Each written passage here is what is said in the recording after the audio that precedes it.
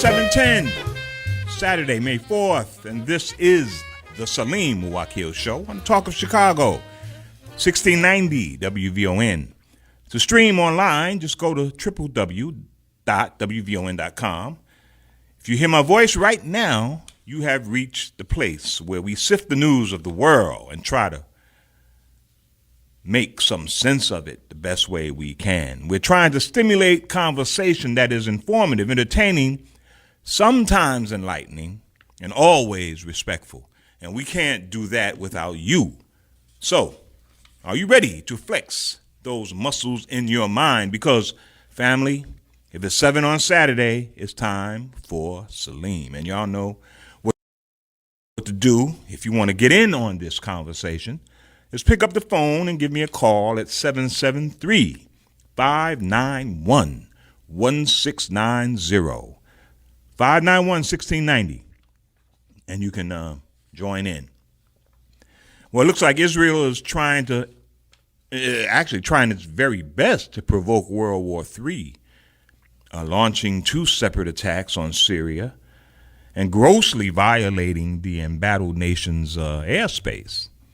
For 2 weeks, Israel has been pushing the line that the Syrian government authorized the use of chemical weapons. And it looks like they've convinced President Obama, who's been reluctant to go along with it until recently.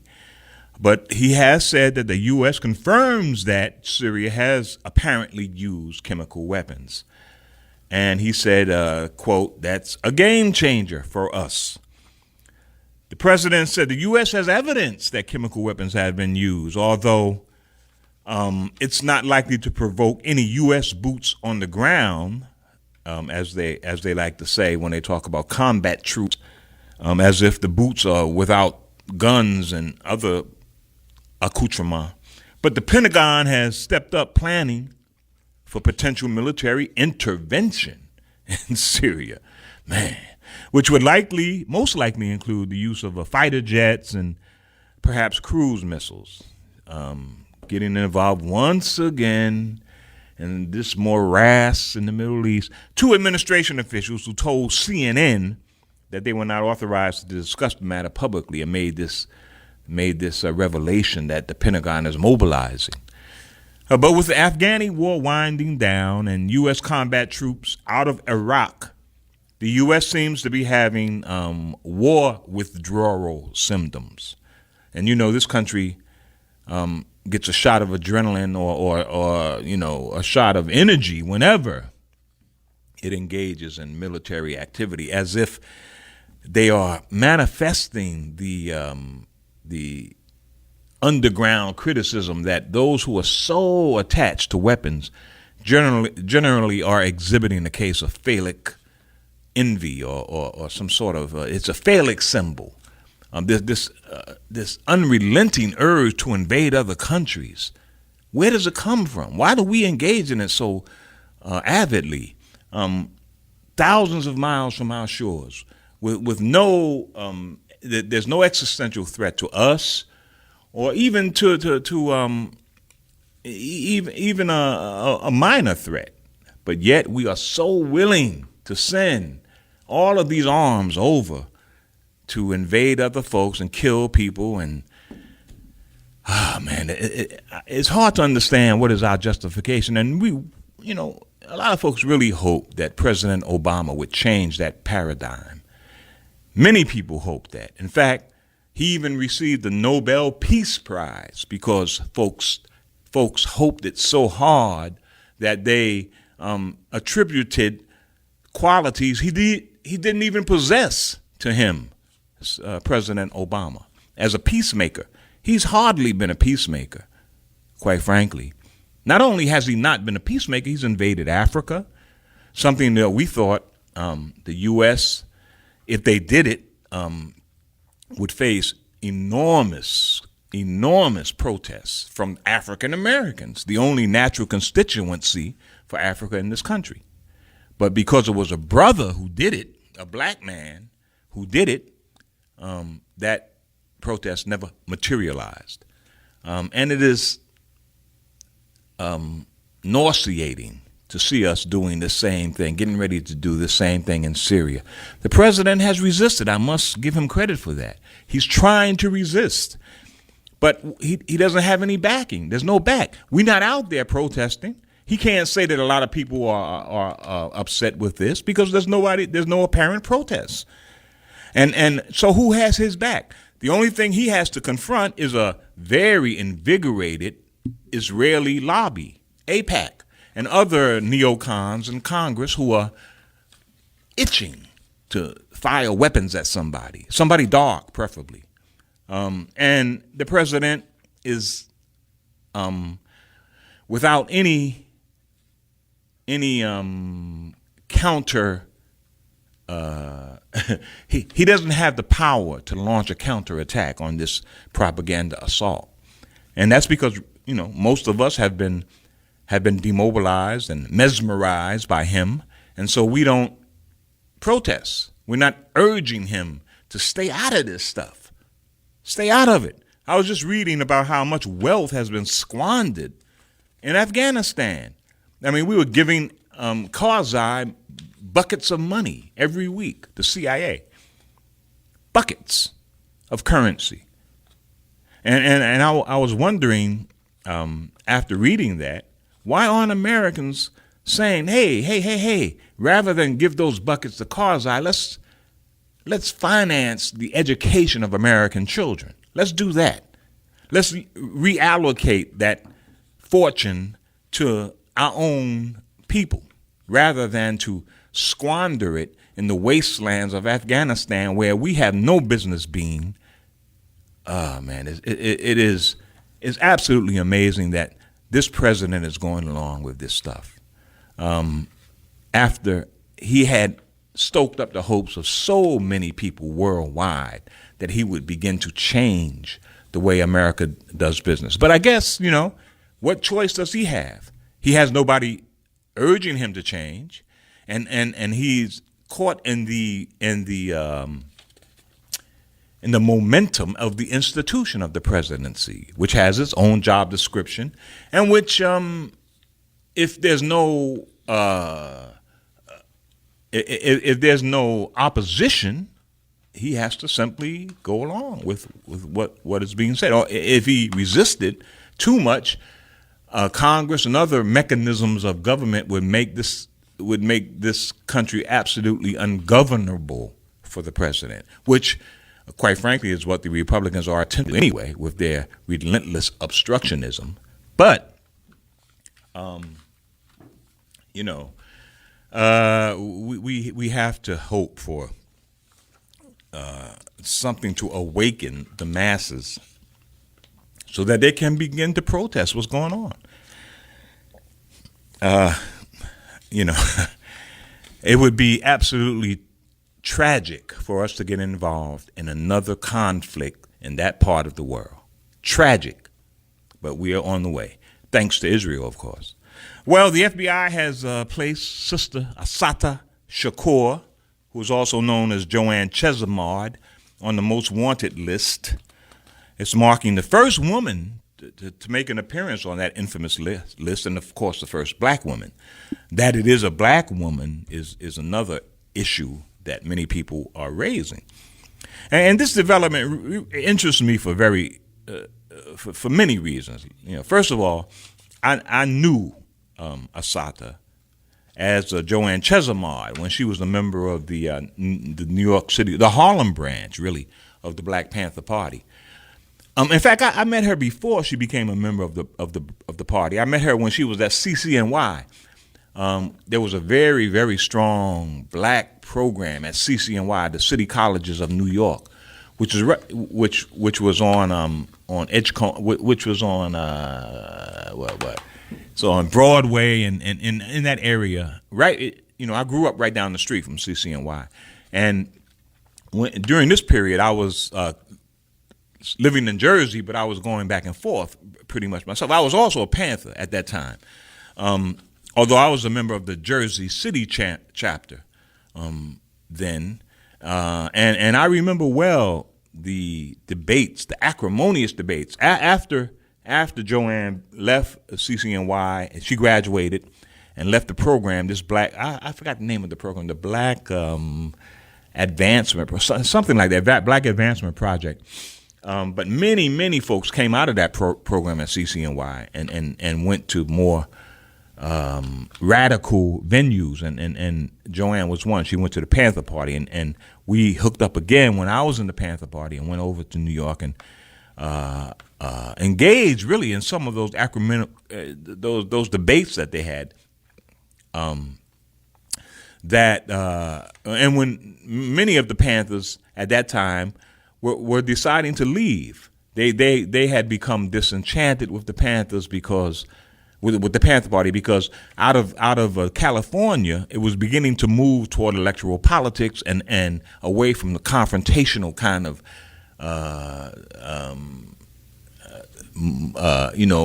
modus operandi, mode of operation that we used to employ. And the New York Panthers many of them didn't go for that. And they wanted to continue the militancy and stay away from electoral politics. They wanted to operate in another realm. And so a lot of Panthers left at that point and became members of the underground. They decided to go underground. Many folks were going underground at this time. It was a very volatile time in America, early 70s, 71, 72. The most famous of those who went underground were the Weathermen, who they became the Weather Underground, and we heard a lot of propaganda about them. But they were doing many very risky kind of activities, robbing banks or liberating resources, as they called it, at that time. But the Panthers who went underground became the Black Liberation Army, and Assata Shakur was one of those who left the Panthers and became a member of the Black Liberation Army. I remember she also became a member of the NRA, the RNA, the Republic of New Africa.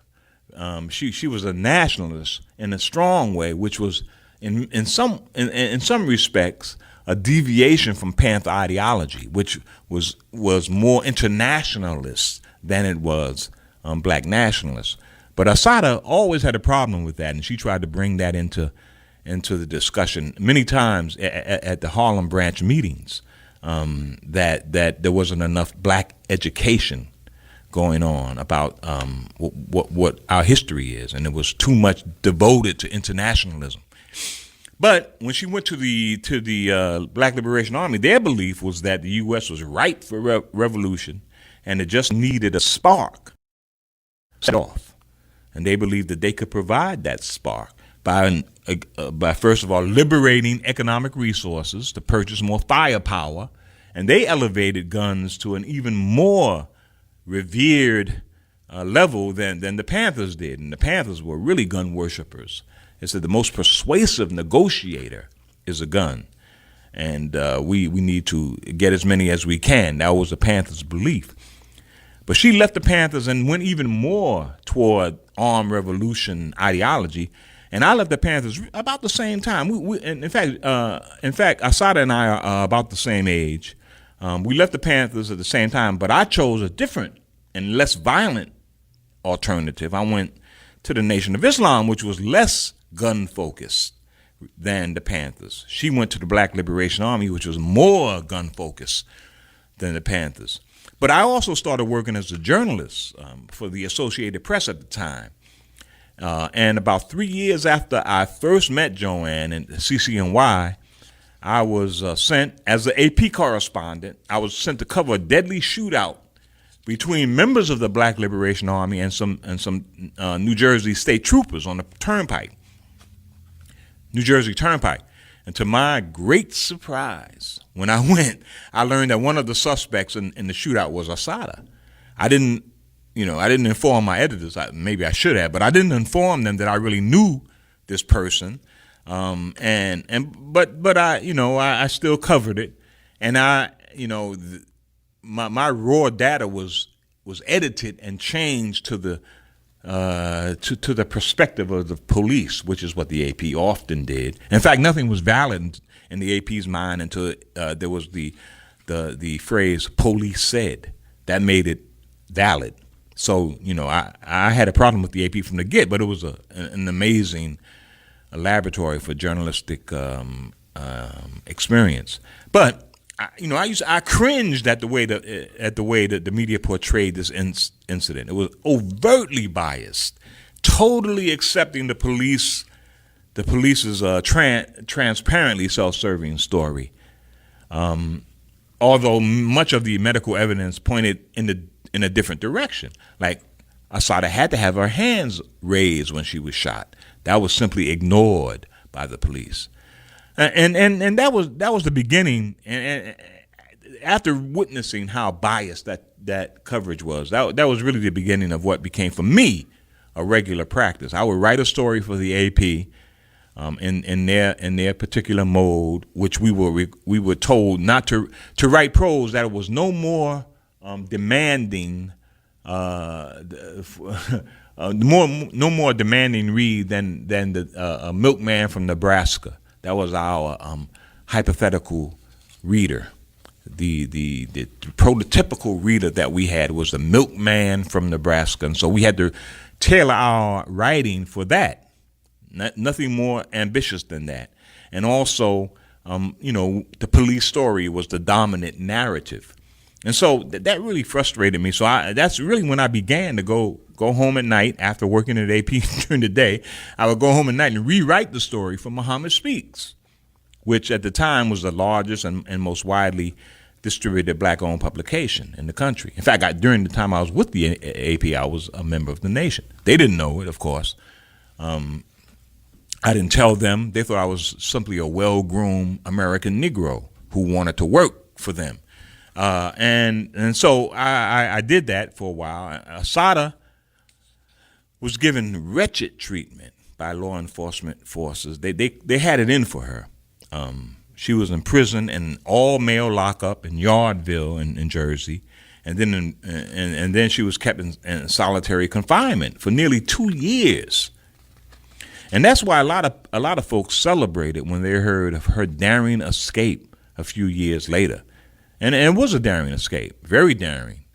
She escaped from Clinton Correctional Facility for women in '79. It turns out, as she explained, as folks later on patched together, there were 3 members of the Black Liberation Army who visited her under surreptitious identities, and they drew some weapons, and they seized 2 guards as hostages, and then they commandeered a prison van. The van escaped through another part of the prison, and then they transferred the passengers into 2 cars, and they escaped. They got away clean. Man, we were cheering like crazy when that happened, because she was really terribly treated by New Jersey prison authorities. But no one was injured in the escape, and later on, her brother Mutulo Shakur and some other folks, a Panther, a brother named Sekou Odinga, was also involved. But all of them were later charged with assisting her in her escape. But it was a daring and very, very highly applauded effort by the Black Liberation Army. It was daring to the nth degree. And she successfully evaded capture for 5 years, and staying primarily in safe houses in the New Jersey and New York area. And then she later we heard that she wound up in Cuba in '84.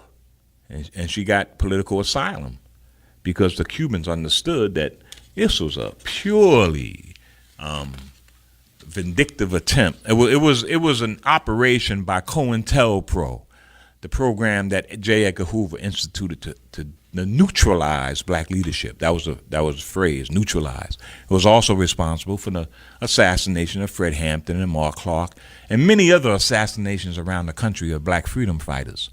It tried to get Assata, but she escaped and embarrassed them tremendously, and that's why they're so angry at her. And the current designation of her as a domestic terrorist It's another travesty, because even if she was guilty of the crimes for which she was charged, it wouldn't be anything close to terrorism.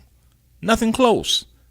So it's clear that this effort is more an act of vengeance, a vendetta against Assad, camouflaged as an anti-terrorist move in the wake of the Boston bombings. Everybody's they're aflame about the Tsarnaev brothers and what they did. And so the New Jersey State Police, New Jersey law enforcement is trying to hitchhike on that sentiment to provoke wrath against Assad, who has been living in Cuba, doing well, enjoying herself, making it plain how this country tried to set her up. And let's hope she stays at large. Although this designation, and they also upped the ante. They upped the bounty for her apprehension to $2 million. It had already been upped to $1 million by a New Jersey governor, but now it's $2 million with the assistance of the FBI, and they're making this a terrorist case. It's insulting, and it's not just insulting. It's more than that. It's a blatant attempt by law enforcement forces to repress any inclination of young black folk to replicate the activities or replicate the ideas or to absorb the ideas of the Black Panther Party or those other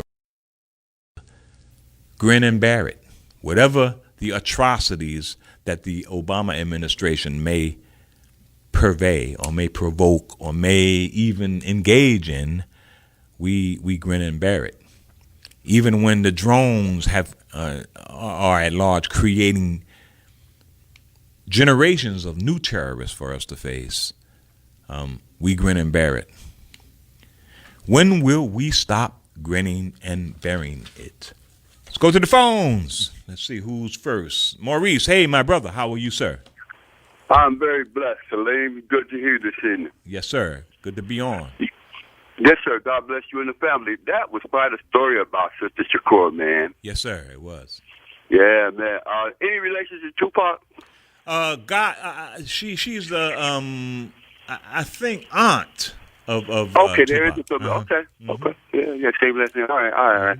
Well, look, I'm glad to be on with you. Yes, sir. Great brother Greg over there told me you were kind of expecting me, huh? Well, Maurice, brother, you Maurice. Inevitable. Yes, sir. All right, let's before we start making millionaires with all this money we got at our fingertips, brother. All this, but trillions of dollars, $1 trillion, man. But there's a downside to that too, man. We're losing it. During this housing crisis, black folks lost huge amounts of money, right? More than anyone else. More than any other population, man. We lost. Correct. Because most of our wealth was focused on real estate. Well, that's a good thing to be in, man. Oh yeah. But the market, white folk messed up. The boys on Wall Street messed up the market, messed up the money, and as a result, when they start doing stuff, man, when they sneeze, we get pneumonia, that kind of thing. That's right. Economic pneumonia. But while we got it, finance capitalism, man. They were making money on money. No product, simply interest. Absolutely. Absolutely. Producing nothing but paper. Right. And huge amounts of wealth. Huge. So, look, let's take advantage of our time. No notes, no books, no nothing tonight. From the heart, I want to talk to the family, okay? Go ahead, brother.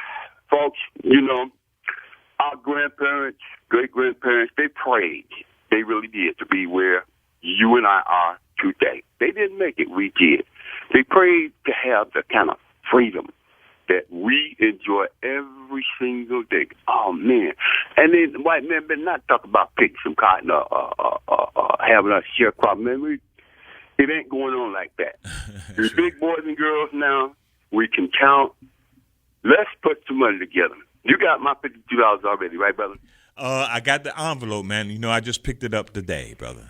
So I guess that's what it is. I will check it out. The check is more than in the mail. The check is in your hand. Yes, sir, it is.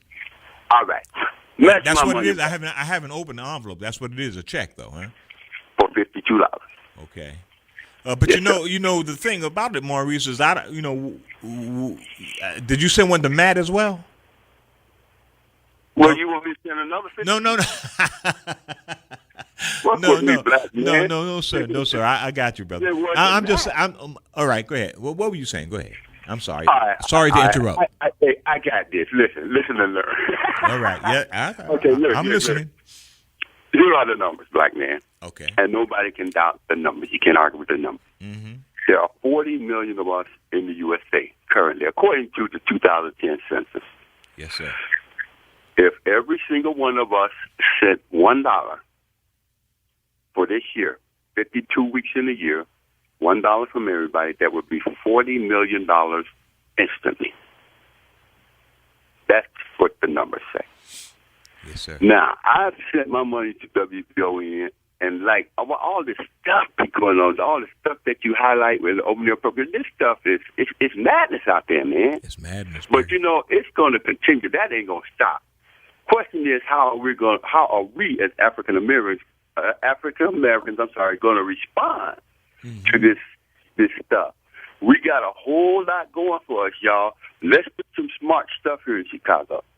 And I guarantee you it's a win-win situation. There is no downside to this at all. Unless, of course, Salim take my $52 and run off with a white girl. Then we got issues. Don't give me any ideas, brother.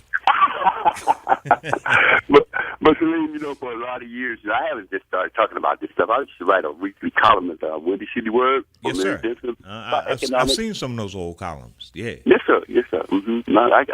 So a long time I've been talking about this, and for this moment, I have lived. My money's up. If you match my money, Matt matches my money. That's $156 just between me, you, and him, right? To start. Yes, sir. Now we're gonna, like I said, we want to call this the Matt McGill 2013 challenge. You will find that on the check. Okay. Because the brother is really challenging us. No, he is. I hear Matt. Yeah, he is definitely. Yes, doing sir. It. Mm-hmm. And I appreciate that. I like that, man. And you see, Matt's the kind of guy. If you out there and you need somebody to have your back, you want somebody like Matt to have your back. No doubt. Because he's tenacious, the brother, but he know he right. He might well back off from Matt McGill, man. But and nobody would have an issue of trust with that black man. You hear me? Nobody. I don't know about that, Maurice. That's the question, man. This issue of trust, man. That's the issue that I run up against in many attempts to do something similar to what you're talking about. And that issue of trust, man. It's hard to get us to do that. Well, you know what, brother, and you are absolutely correct. Now, I was kidding with Matt, last Friday. I asked him, did he think you would run off with the $50 back? No, I'm not blaming him. He trusts you. I trust you. A lot of black folks trust Salim in your record, your reputation, your life, your body of work speak to who you are as a person. Yes, sir. And Thank I trust you.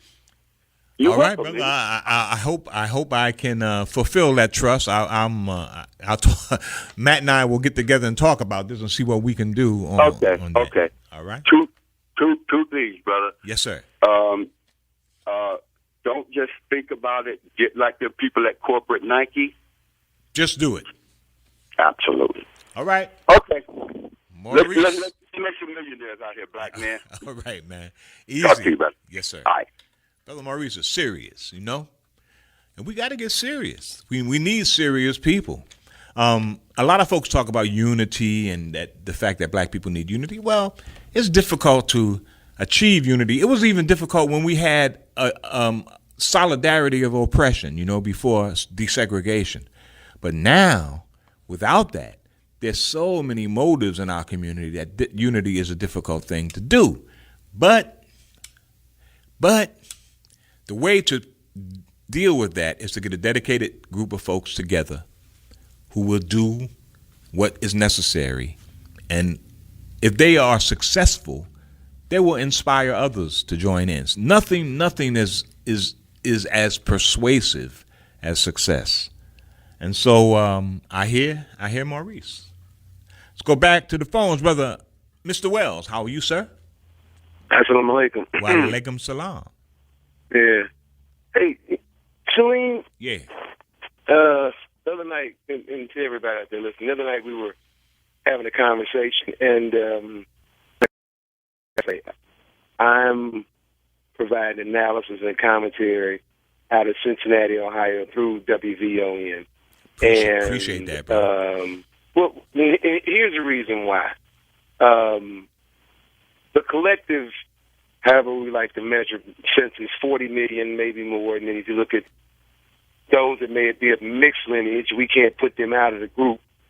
If the daddy or the mother is black, they're in the group. So the number is probably higher. Now, when I give analysis, Salim, and I'm speaking through whatever conduit it is, I try to make sure we're aware of the condition. And as we're moving forward, we have a decent debate about what the condition is based on whatever numbers we're using or whatever anecdotal information we have, or somebody's giving some exploratory information, whatever explored, investigated something. You know, I think you were sort of kind to what has happened with how people have been watching this administration at the federal level, and then the response from black media. Like I said, I've gotten into serious, like, dump that Negro button stuff from Reverend Al Sharpton. All right. I'm keeping it 100. Warren Ballantyne was my fraternity brother. Down in Atlanta, I think it's AOK. People were more receptive, that there was some dialogue, and I want to keep it 100 for you. I'm talking about going back to when, right now I'm looking at an article in 2006. This is why I'm critical about Chicago, and just thinking about that museum of that presidential library there in Bronzeville, because we've got the people who do analysis, and just like you were able to close an issue with a shot of secure, you got documents, you got records. We've got information in Ohio and the other part. When Obama leaves out of that hometown area, which you identify with, he does this narrowcasting thing.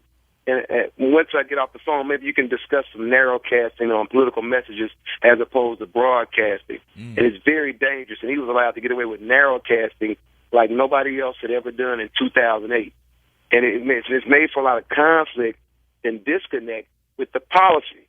And people have stepped up and said, you know, that's not consistent. And it's not this Terry Small stuff. She's talking now. We talking about going back to the American Reinvestment and Recovery Act, which is the stimulus money, the Trouble Asset Recovery Program, the Wall Street bailout, this foolishness called Obamacare, which is actually the American Patient Protection, American Affordability Health Care Act. A lot of this stuff has been way off base, and when people would call it out, you say foolishness. I know for a fact, Mr. Wells, you say, huh? You're not. You don't think Obamacare is a step above or an improvement, it is an incremental garbage. Improvement over what we have been subjected to over the last few years? It is garbage. Let me tell you why. Okay. I'm going to give the community some analysis here. Okay. This whole thing about Let's Move, which Michelle has had her name attached to, about black people, black children being overweight. Yeah. They don't know. And this whole push about food deserts. There's no such thing as a food desert that is political narrative rhetoric, all right? Mr. Wells, man, what part of Cincinnati do you live in, brother? I live in Avondale. Is that a black community? Yes, it is. Where's what is it, across the Rhine? Is that still a black community? Across the line? Well, what's the name of it? Avondale is a community within Cincinnati proper. You have no, but what's the other one about the Rhine? What's that called? Across you got me on. Got me on that. There used to be a community in Cincinnati, something about the Rhine. What over the Rhine? Over the Rhine. Okay, right. Yeah, is that a black community? It has transformed into such over the years. You can tell with over the Rhine, that's German influence. That's what was there at one point in time. Sure. And then the various ways of people. But now it has been gentrified since the death of Timothy Thomas at the bullet transmission of Officer Stephen Roach. Okay. The only point I'm trying to get here is that You say there's no such thing as food deserts, man. I've been covering food deserts since the '70s.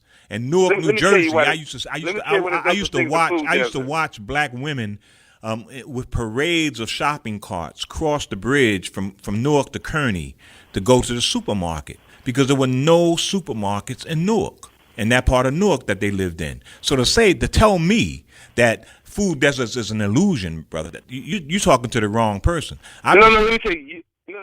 What you're saying is you're trying to say they didn't have access to get the food. That's what I'm saying. Food doesn't mean it. But see, you're trying to compare an actual desert to people that have transportation. That's a metaphor, man. It's a metaphor, brother. But here's the point. It's a dangerous one because when people say it now, they try to say that's the reason why black people don't eat appropriately. Miseducation makes you eat inappropriately. You got a point. You got a point there. Yes, sir. But miseducation is something that we have to work on in a more long-term way. Meanwhile, children have to eat nutritious food every day. And if they don't have access to it, man, there's a food desert. But these people trying to say there's lack of access to health care the same way as nutritious food. That's just not so. You can get to the grocery store, you can get to the doctor, and this whole narrative is done more to destroy and man, distract. I think you're superimposing your ideology on reality. Let me tell you why. Because when people want to go and look at where this whole premise comes from, wanting to be clear about it, reduce the state matching amount on the federal amount on the Medicaid dollars, that the way that Medicaid works, which goes through the Social Security Administration. There's 5 trust accounts that go through SSA. We don't talk about this appropriately. There are 5 separate trust accounts that the SSA administers, all right? We don't discuss this because people, they talk about, and I'm not saying Sister Shakira's situation doesn't deserve like what you provided. Hopefully it'll be nothing more to eat up the dialogue, and nothing about Jason Collins. That's a political narrative. The premise that should be taking place right now is what is the legitimate offset as we go into that congressional election to offset at a federal level for the Senate seats, those congressional seats, and then the local seats, and the state side and the city council side. There's been too much resistance when people who have been on the ground watching what Mr. Obama says when he goes around the country that's quite inconsistent. When he's saying something in Chicago, he's doing narrowcasting. When we point out the narrowcasting, I've had Sharpton get mad at me. Warren Valentine has got Mr. Wells. No, let me finish. Let me finish. Well, okay, you got a little bit more time, brother. Go ahead. Well, I'm just saying that George Curry got upset with me when this thing about this N-word with that knucklehead white woman with the border dispute. Obama gave all that money to cheap competitor for the White House, and as we see it now, they're saying Mexicans are going back home. So he went and enriched those border states. And this immigration issue, it is not a federal issue. It is a regional issue. It is California, New Mexico, Texas, and Arizona. It does not become a federal problem to somebody who's of Mexican ancestry makes it to the other 46 states. It's a regional issue. It is not a federal issue. And I've argued that point up, and people cannot show how that money is keeping Mexicans out of Ohio, out of Pennsylvania, where these states are letting them have driver's license and becoming citizens. So it is a regional issue first. It don't become a national issue till they show up somewhere other than Arizona and Mexico. All right, my brother. I'm saying, in closing, Salim, yeah. What are black journalists going to do about fighting this propaganda mill and getting to some real serious fights? And don't let certain things. It's going to be very difficult, man, for black journalists because most black journalists these days are still employed by mainstream publications, by corporate publications, so even though those publications are dying right now. So what can y'all do to start a fight to correct some of this propagandist model that's out there, to stop it, to stave it off? Y'all got to start fighting one another. It's going to be very difficult, brother. We need an ideological grounding in order to do that, and very few of us have that. Most of us are careerists. Thank you, my brother. Appreciate it, Mr. Wells. All right, let's see who we can get in real quick. D. Hey, D. How are you, sister? I'm doing fine. I hope you don't have to go too quick with me. Well, we got a little bit of time. Okay, great.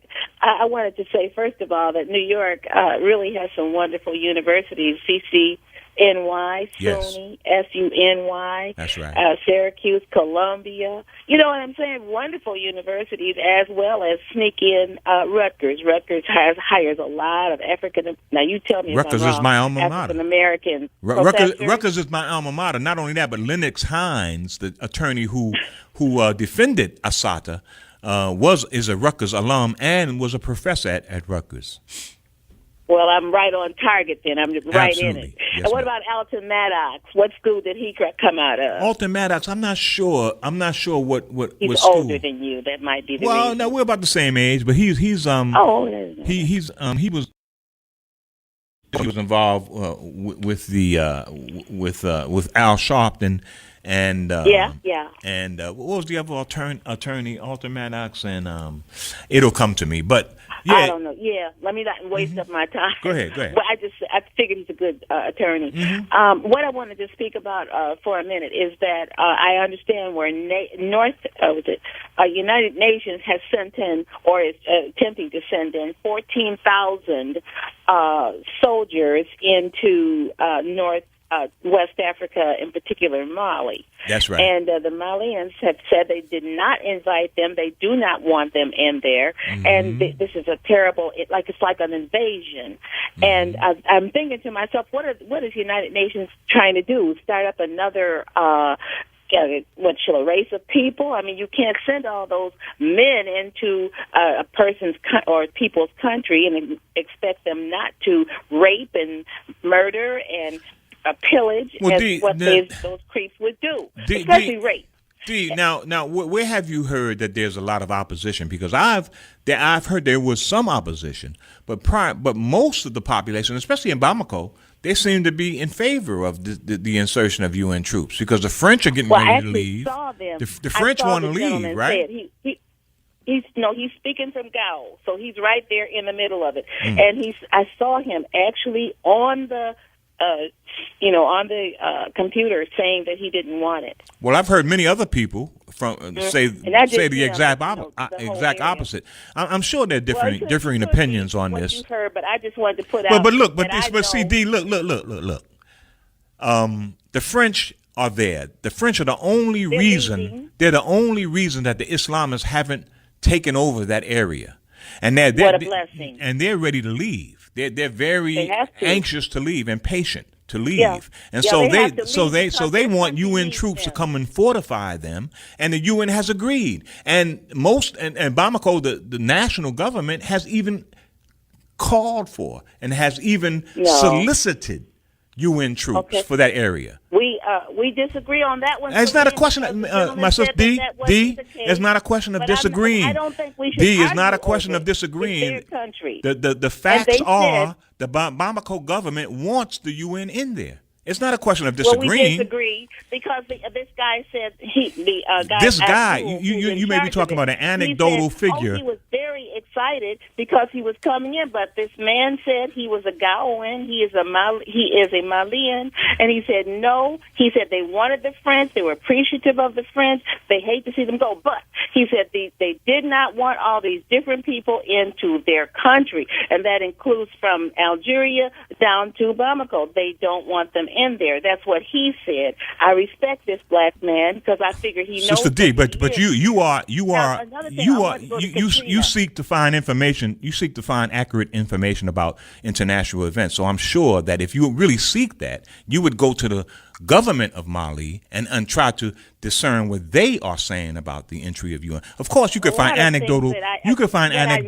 Opposition wherever you look. But if you go to the official forces, you will. Salim, because I actually been to the country and I know what the men had. Yes, ma'am. Told me what's going on. Let me say, it turned out to be absolutely true, and so now, I mean, I don't have a argument. So what do you think is going to happen? What do you think is going to happen? But one other thing. Do you want the Islamists? You want the Islamists to be successful? That the Katrina. I'm sorry, sister. You're not listening. On Katrina. I don't know why you want to just talk. When I'm trying to, what I'm trying to do. It wasn't a question. I really didn't ask a question. I know, but the point you raise provokes a question. It provokes some difference of opinion because you're saying something that is contrary to what official announcements are about what the Malians want. Well, we disagree. And- Well, you can go on and put all right, yours thank you, in. my I mean, sister. I I have no appreciate it. All right. My point is that it's not a question of disagreement.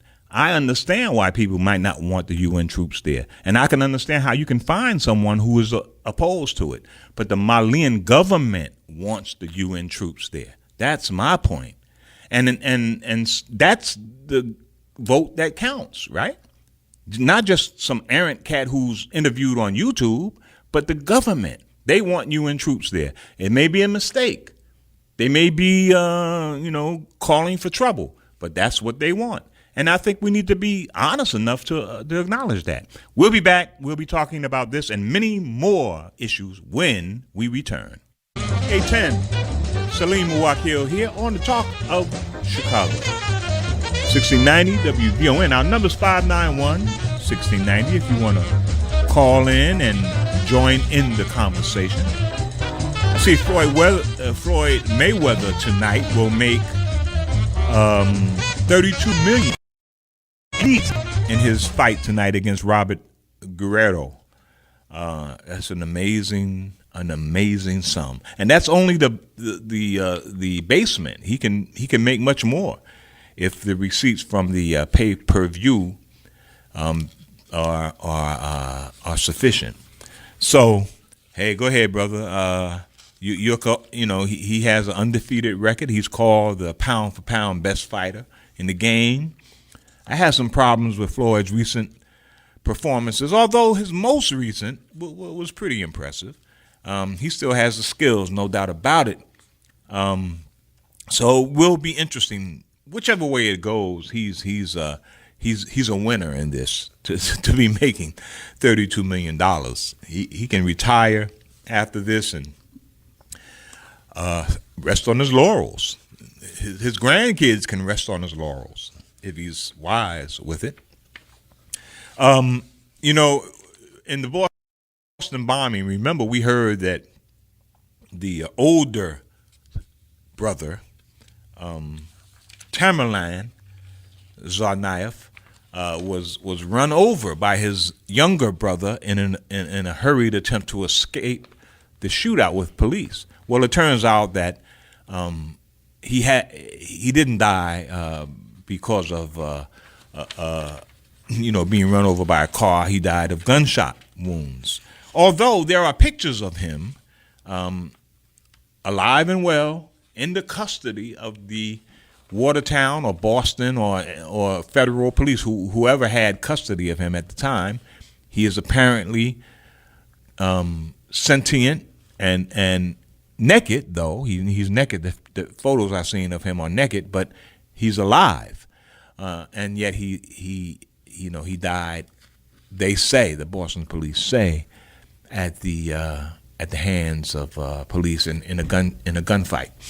Now that merely illustrates for us how skeptical we should be of press reports describing or detailing these events. I'm not saying that we should, be automatically conspiratorial, but less skeptical of the way these events have been reported. Because first of all, the journalists have an extremely tight allegiance to law enforcement agencies, and so they tend to report whatever those agencies recite to them. They tend to be stenographers, essentially, for law enforcement.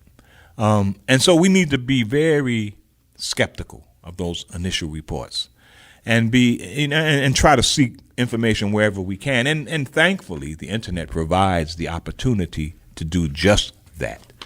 Let's go back to the phones. Brother Randy. Hey, my brother. How are you, sir? Oh, well, thank you. How are you? How's the family? Hey, well, everything's cool, man. There's something happening in the family that's not as optimum as it usually is, but that's the way things go.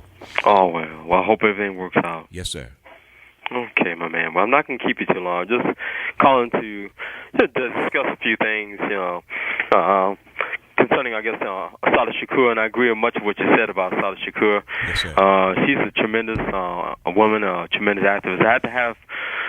I had to give her much respect. for just having the tenacity and just the energy to be able to escape, from the United States to Cuba. Man, Cuba. that was amazing, wasn't it, man? And I really respect her, Yes. along with her colleagues from the Black Liberation Army who helped her to escape. I have much respect for them. And this this whole situation where they're demonizing her and mischaracterizing her, it's part of just the whole racist system of how they demonize black people in general. Yeah. And the way they did, just like Mumia Abu Jamal, they did the same thing. Very to him. similar. Uh-huh. They accused him of killing this police officer, Faulkner. Mm-hmm. And he was shot at the time. He had been injured by the guy Faulkner, who had been shot by another gunman. Mm-hmm. Okay, back in the early '80s, and then they tried to execute him and stuff. And thank God, the people came out and protested and stuff and put pressure on the government, and told them that Mumia burned, Philadelphia would burn. And see, that's what pressure can do, man. Right. A lot of us, we poo-poo and minimize the effects of that kind of political protest, man. But it can be very, very potent. Yeah, absolutely correct, and it does work. And the thing about it is that there's the other option. If we don't use political pressure, if we embrace armed struggle, it's going to be even. They have more than whatever to say about that. They have some more. They have more problems with that. I'll say it that way. Absolutely. But I wanted to just mention Salah Shakur. I watch. Just this whole situation concerning Salah Shakur. I was watching Democracy Now! Yesterday, democracynow.org, and Lennox Hines was a guest talking about Salah Shakur's case. Did you get a chance to see it? I saw a part of it. In fact, I got a call, man, from, of all people, Lennox Hines, who told me to check it out. We go back, man. I was there when he first started at Rutgers Law School. Really? I was a student there at the time. Oh, wonderful. So the Rutgers Law School has an estimable record in terms of supporting freedom fighters. Oh, wonderful. In that area. That's great, because I know that. I think Paul Robeson, didn't he attend Rutgers? Yeah, he was a Rutgers alum as well. Right. Right. I know that. Let me see. But Kunstler taught there, for a while. Oh, really? Yeah, Kunstler was an instructor at Rutgers Law, and so he trained a lot of very activist-oriented attorneys. Oh, wonderful! I remember him. He was a tremendous attorney. William Kunstler, yes, sir. Yeah, William Kunstler. Mm-hmm. I have two of his books. Okay. Two of his books. As a matter of fact, there's a book about Asada. Yes. Right. That is really, I think, excellent. The book is entitled Asada, and there's another book entitled Inadmissible Evidence by Evelyn. I think one of her aunts. Evelyn Williams, I think. Yeah, Evelyn Williams. Mm-hmm. And I think it's excellent. But as a matter of fact, I remember some years ago, I was asked to give a presentation about Salah Shakur about 20 years ago. Is that right? Yeah, okay. Go ahead. Yeah, she was. Well, you would know, brother. I mean, you are pretty knowledgeable about most things, so you would be the cat to go to. But thanks, I appreciate that. I learned so much from you and the callers, Yes, and I think you do a tremendous job in sharing the information and stuff. And I'm glad that you shared that, because I have much respect for Salah Shakur, and I think it's ridiculous that the FBI, decided, put her on the most wanted list and then raise the reward for her capture, to $2 million. Amazing. And kind of tied into the Boston bombers and stuff. That's ridiculous. But that's how they do it. They try to take things. There's no connection to either thing. Not at all. No connection at all. Right. But see, Ward Churchill, in his book, The COINTELPRO Papers, him and J.J. Vanderwall, along with his book, The Ages of Repression, he talks about the different forms of propaganda, black, gray, and white propaganda. This is a form of propaganda to try to connect, kind of what Edward, there was a fellow who developed something called the semantic differential. It's an abstract kind of conceptual framework where you use code words and buzzwords and stuff like that. And whenever you hear these code words and buzzwords, these terms are kind of synonymous with persons or individuals who the government or people despise or something. So this is all part of their propaganda apparatus in order to demonize activists and stuff who challenge the government and stuff. Yes, sir. But what I wanted to also mention too is that since you were talking about I think I'm not sure if you mentioned stuff about the drones and the CIA and all that stuff, but I know there was a book entitled The Way of the Knife by Mark Marzetti or Mark Moretti. Do you have that? I don't have that. It's an excellent book called Way of the Knife. Way of the Knife. The Way of the Knife by Mark, I think it's Marzetti or Moretti. Okay. Okay. And then the terrorism. But did you hear, man? Edward Herman. Did you? I just read a piece on in Scientific America, man, where they have perfected robotic insects. Oh, really? They can simulate insect flight with these little robots, man. So that's really the new generation of drones. That's interesting because, Dig when I was that, looking man. at those They'll films, be able to slip into every ago. little nook and cranny, right? Oh yeah. You know what? Did you remember that film, The Minority Report? Yes, I do. Yeah, those were drones. Tom Cruise. Yeah, I mean, Tom Cruise. Right? Yeah, those were drones. Yes, they were. Right. Okay, the little, and then also if you look at the films with Arnold Schwarzenegger. This film back in the early '80s and stuff, where he plays a cyborg and stuff, robot. Yeah. Half robot. Yes. The Terminator, all those Terminator the last films. one, The Rise of the Machine. Mm-hmm. That Terminator, you know, the Terminator series. Right. The Rise of the Drones, the last one. Those, the Rise of the Machines. Those are drones that flying. That look like little planes, stuff like little toy planes shooting missiles. Drones also. Right. But also, last book I want to mention too is The Terrorism Industry by Edward Herman and Gary O'Sullivan. That talked about this whole thing where they're demonizing and labeling different nation states, different countries as kind of rogue states and stuff in order to try to justify the attacks and the interventions and stuff of the U.S. government. You know, sending the U.S. military and stuff like that on to neutralize the country to get control of the Edward Herman, who's the co-author, Randy? The Terrorism Industry? Uh-huh. It's by Edward Herman and Gary O'Sullivan. Gary O'Sullivan, okay. Yeah. Uh-huh. Right, you know, and this came out. This book was published more than like 10 years ago. Edward Herman. Yeah, he used to teach at the Wharton College. Yeah, Edward Herman has a very full record of scholarship that indicts the CIA for many things. Yes, you're absolutely correct. I want to ask you: have you talked to David Barsamian? Yes, I have. In fact, I know David pretty well, man. He interviewed me about 15 years ago, man, and I don't, you know, and I heard it and I've seen it in some publications, but I don't know where it is now. Because I know he used to be in Colorado at one time. Yeah, he was in Boulder. That's where it happened. In fact, that's where I interviewed with him. Okay. All right, Brother Salim, I won't keep you any further. Let the other callers call in, but keep up the excellent work. Thank you, Randy. I want to try to talk to you about some things because all the stuff with the school closing and the closing clinics by Mayor Rahm Emanuel. Then also he talking about shutting down the red line from 22nd Street in Chinatown all the way to 95th Street. Right. It's going to destabilize the Chicago area, particularly on the west and south sides. Yes, sir. And something needs to be done about it. So take care. Keep Thank you, Randy. Work. All right, man. Thank you, brother. Thank you. All right, Maceo, what's up, man? Good evening, Salim. How are you? Good evening. I'm well. How are you? I'm doing great, man. That was pretty funny what you said about Weather. What's his name? Weather, the boxer. In terms of his children being able to use at 32 million and stuff like that. Yeah, man. That's a legacy, Floyd Mayweather. Yeah. That was funny the way you put it. But anyway, let me say hello to the WVON family and, of course, Woods, Albert, Roxanne, and Man Song, who I saw today, and I will get to that in a second. But Man Song, yeah. But principally, you earlier in your show, you were talking with somebody, and you had mentioned how we had the solidarity and the unity at one time because of the oppressive situation that we are in terms of Jim Crow segregation. Absolutely. And I just wanted to say that I am happy to see that there are glimpses of that are occurring.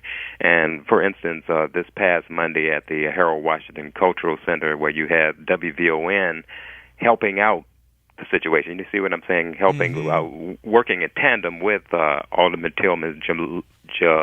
Jamalita, there you go. Jamalita Tillman, and helping that cause out. And today, I was over at the Ice Theater on 3330 West Roosevelt Road for the Marcus Garvey documentary, Vision and Walk and Struggle Together, something to that effect. But anyway, when I went into the theater, I got there early, I was struck by how immaculate it was, and not that I was going in there to expect it to give it the good housekeeper seal of approval or anything. I can see you going in now, man, with white gloves, brother, and checking out the ledges and whatnot. but when I went in, I mean, the floor, the rug, I mean, everything was so clean and so dig it. That's neat. Good, man. That was something that the Nation of Islam used to try to do to dazzle the public in the nation's establishments, and people used to say you can go into the restaurant and eat off the floor. It was so clean. That was their point, to try to make an impression by being absolutely immaculate. And that actually typifies what I'm saying about the Ice Theater. It sounds like it, yes, sir. I mean, and as I say, I wasn't there to inspect anything, but when you saw this visual splendor, wonder, of it being so spotless and neat, you just couldn't help notice it. And then you had the managers there were very professional and efficient, the workers efficient. I mean, all down the line, and as you say, you had the Marcus Garvey Institute under President Shaka Barack. Yes, well, and then you had. How was the movie? Well, can I give you these few? Go ahead. Okay, and then you had the UNIA, the Garvey and Krumer division of the UNIA 429, President Clyde Banks, and I'm a member of that organization now, of that division. But anyway, and then you have some great people in that division, and but anyway, in terms of the film itself, the documentary itself, and I was very pleased to see that there weren't a lot of young people there, but there was a significant amount, more than I've seen at other showings. Good to hear that.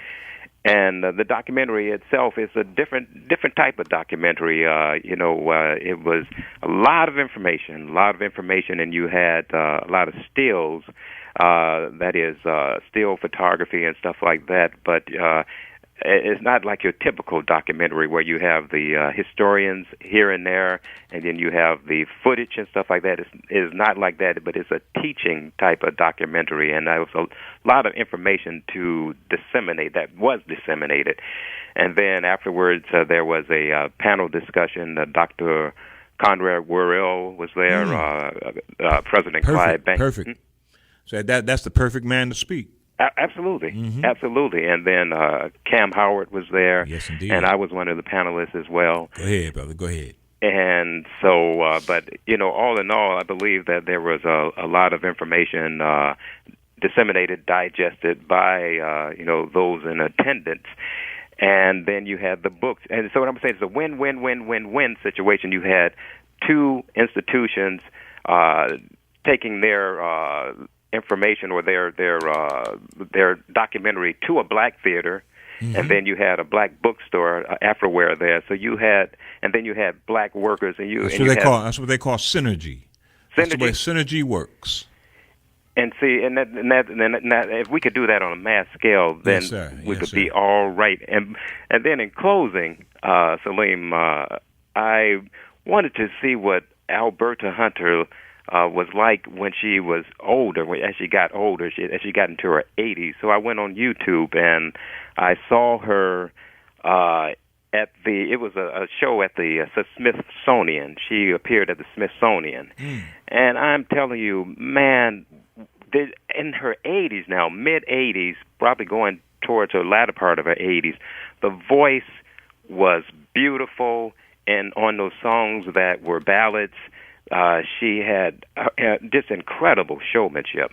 And, of course, after you get to such an age, the high notes are not there, but because of the showmanship, because of the way that she was able to basically Front. live, huh? No, I got you. No, I Front hear is what you're something, saying. but Yeah, but folk, when you get old, you can front it. You can make a gesture that That's it. suggests something that you don't even have to go into, so you can front it. And that's that's what age does for you. It gives you those capacities to do that. And that's exactly what I was trying to convey. And then she hello? Wow, what was that? But she interpolated a few anecdotes too. She talked about how, the song that she had written, she wrote a number of songs, but Downhearted Blues, in reference to this, you remember I was telling you this, Ink Williams with Paramount, duped her out of a lot of her royalties at that time, but she ultimately must have gotten that straightened out because she said, I'm getting my royalties now. Well, all right. And she was talking about Bessie Smith and how, it paid tribute to her and talking about how Bessie was messed over by her, I believe, by her husband, Jack G. Yes, sir. Thank you, my brother. Thank Appreciate you so it, much, Maceo. Salim. All right, man. All right. Take care. Bye-bye. All right. John, good evening, my brother. How are you, sir? Thank you, Salim. Thank you. Yes, sir. Let's get a little bit more deeper into this Asada Shakur, can we? If you wish. Yes. First of all, she was not merely placed on the FBI's most wanted terrorist list. She was placed at the top. Yes, she was. Okay? She is, by as James would say, by your black president and your black attorney general. Okay? That's right. And she, let me tell you what especially the black attorney general, no doubt. Eric, and see, one of the things that's really perplexing to me, man, is that Eric hold the nose of the struggle. I mean, he has heard many of the debates that have discussed this issue. I know that he's aware of it, and so for him to sign off on this is really, really distressing, man. Well, let's say what it means. Though. Here's what it means. Okay. Who's the man? The Muslim from Yemen? In Yemen, the American citizen. Al-Awlaki. Okay. Al-Awlaki. That's Asada Shakur, y'all. That's what she. And a drone? You mean a drone is circling over Cuba right now? Absolutely. I got you. There will be a tactical unit going under the cloak of darkness to drag her up out of there. Yes, sir. And she gonna get the Bin Laden treatment. You better believe that. Before Obama leaves the White House, this is gonna be resolved one way or another. I guarantee you that. And Obama gave the order to take out Al-Awlaki's son, 16-year-old son, who had nothing at all to do with anything of that. Well,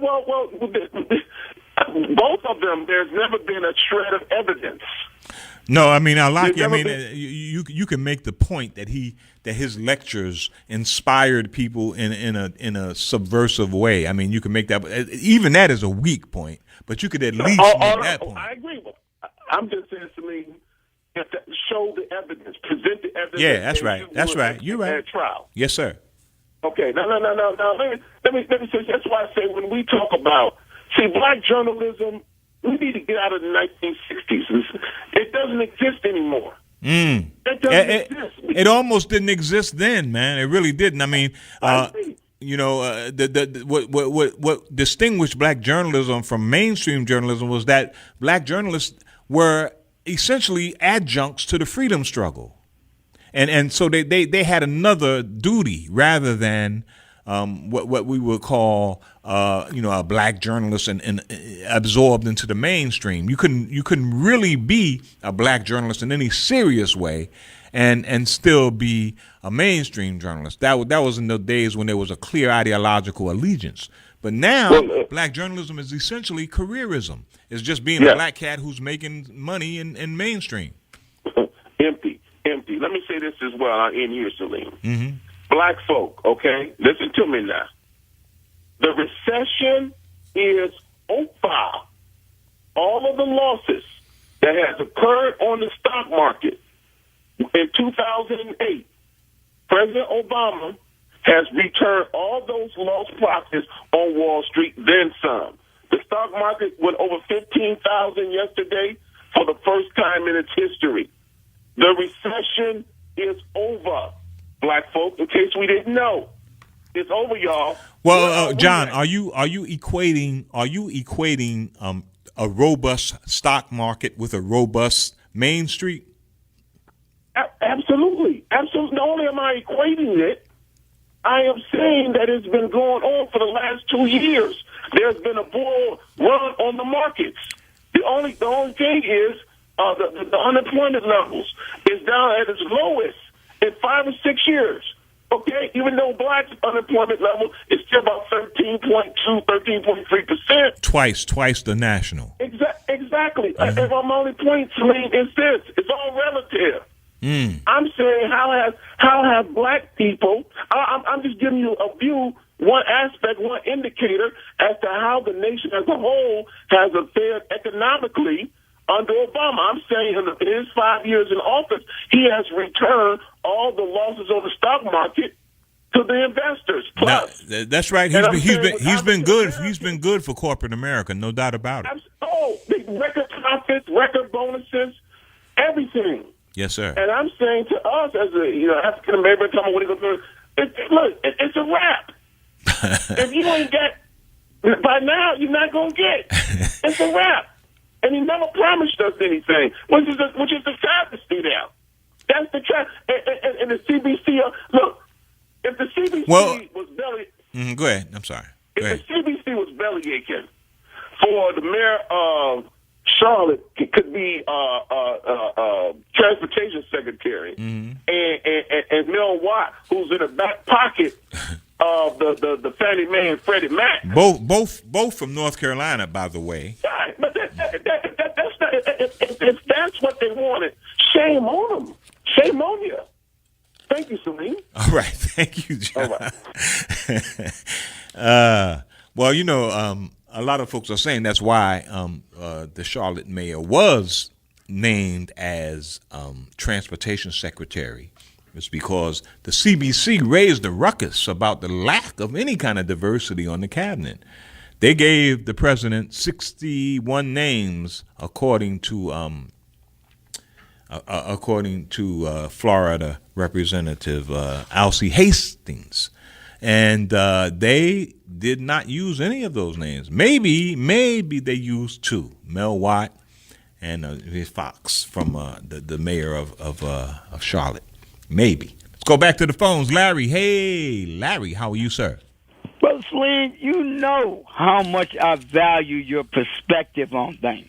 Okay, yes. You do know this, right? Well, I know you value it as a prop for your positions that you want to make. No, sir. I independently value it because it's rare to find a leftist with some measure of intellectual honesty. Okay. It is. That's one thing I value it. All right. But let me I accept that. Now, I want to ask you, or I want to ask me, you, or I want to tomahawk you, or something. I want to ask you: do you think that if Kermit Mengele Gosnell gets acquitted, will Hussein appoint him as his attorney general? Oh man, you know he's not going to be acquitted, man. There's been so much damaging testimony on that cat. He'll be lucky if he makes it, out of the courtroom. Folks might try to assassinate him as he sits. No, man, he ain't gonna last a minute. There's somebody gonna dress him up as a fetus and toss him out the courtroom. I'm serious. I'm serious. Yeah. But look here. Look. Now, I'm supposed to bring you the news. The mainstream media won't. Okay. And in the Alabama Supreme Court, Obama's identity fraud case is proceeding full ahead, whether anybody likes it or not. In the Alabama Supreme Court? Yes, and you do, presided over by Justice Roy Moore. Yes, that one of the Ten Commandments case. Yeah. And he has requested through either the plaintiffs or through the court's authority that Sheriff Joe Arpaio's cold case posse turn over their findings to the Alabama court. Now, see, that's not an opinion. This is what's going on right now in the courts. Okay. So, and I get this now. Now, the Alabama Supreme Court, now, you would think they'd be allied with Brother Obama, wouldn't you? I mean, that Alabama Democratic Party. Not really. No, I'm talking about the Alabama Democratic Party now. Okay, yes, you would think. Supreme Court. Now, they filed an amicus curiae, as you know, that's friend of the court brief, with the Alabama Supreme Court. And in their brief, they cited the great constitutional expert Jimmy Kimmel. as to why the case should be dropped. And in addition to that, they also provided another copy of Barack Obama's birth certificate, which, by the way, does not match the one that was given us in 2011, April 2011, on the White House website. This one can be separated into over 100 different layers, whereas one Obama gave us can be separated into 9. Now, of course, we have no curiosity. We should have no curiosity about this.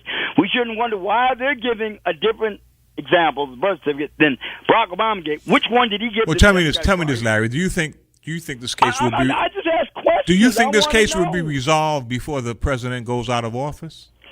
You know what? I'm going to tell you this, Salim. I'm going to tell you this right now. I have never seen more activity on this.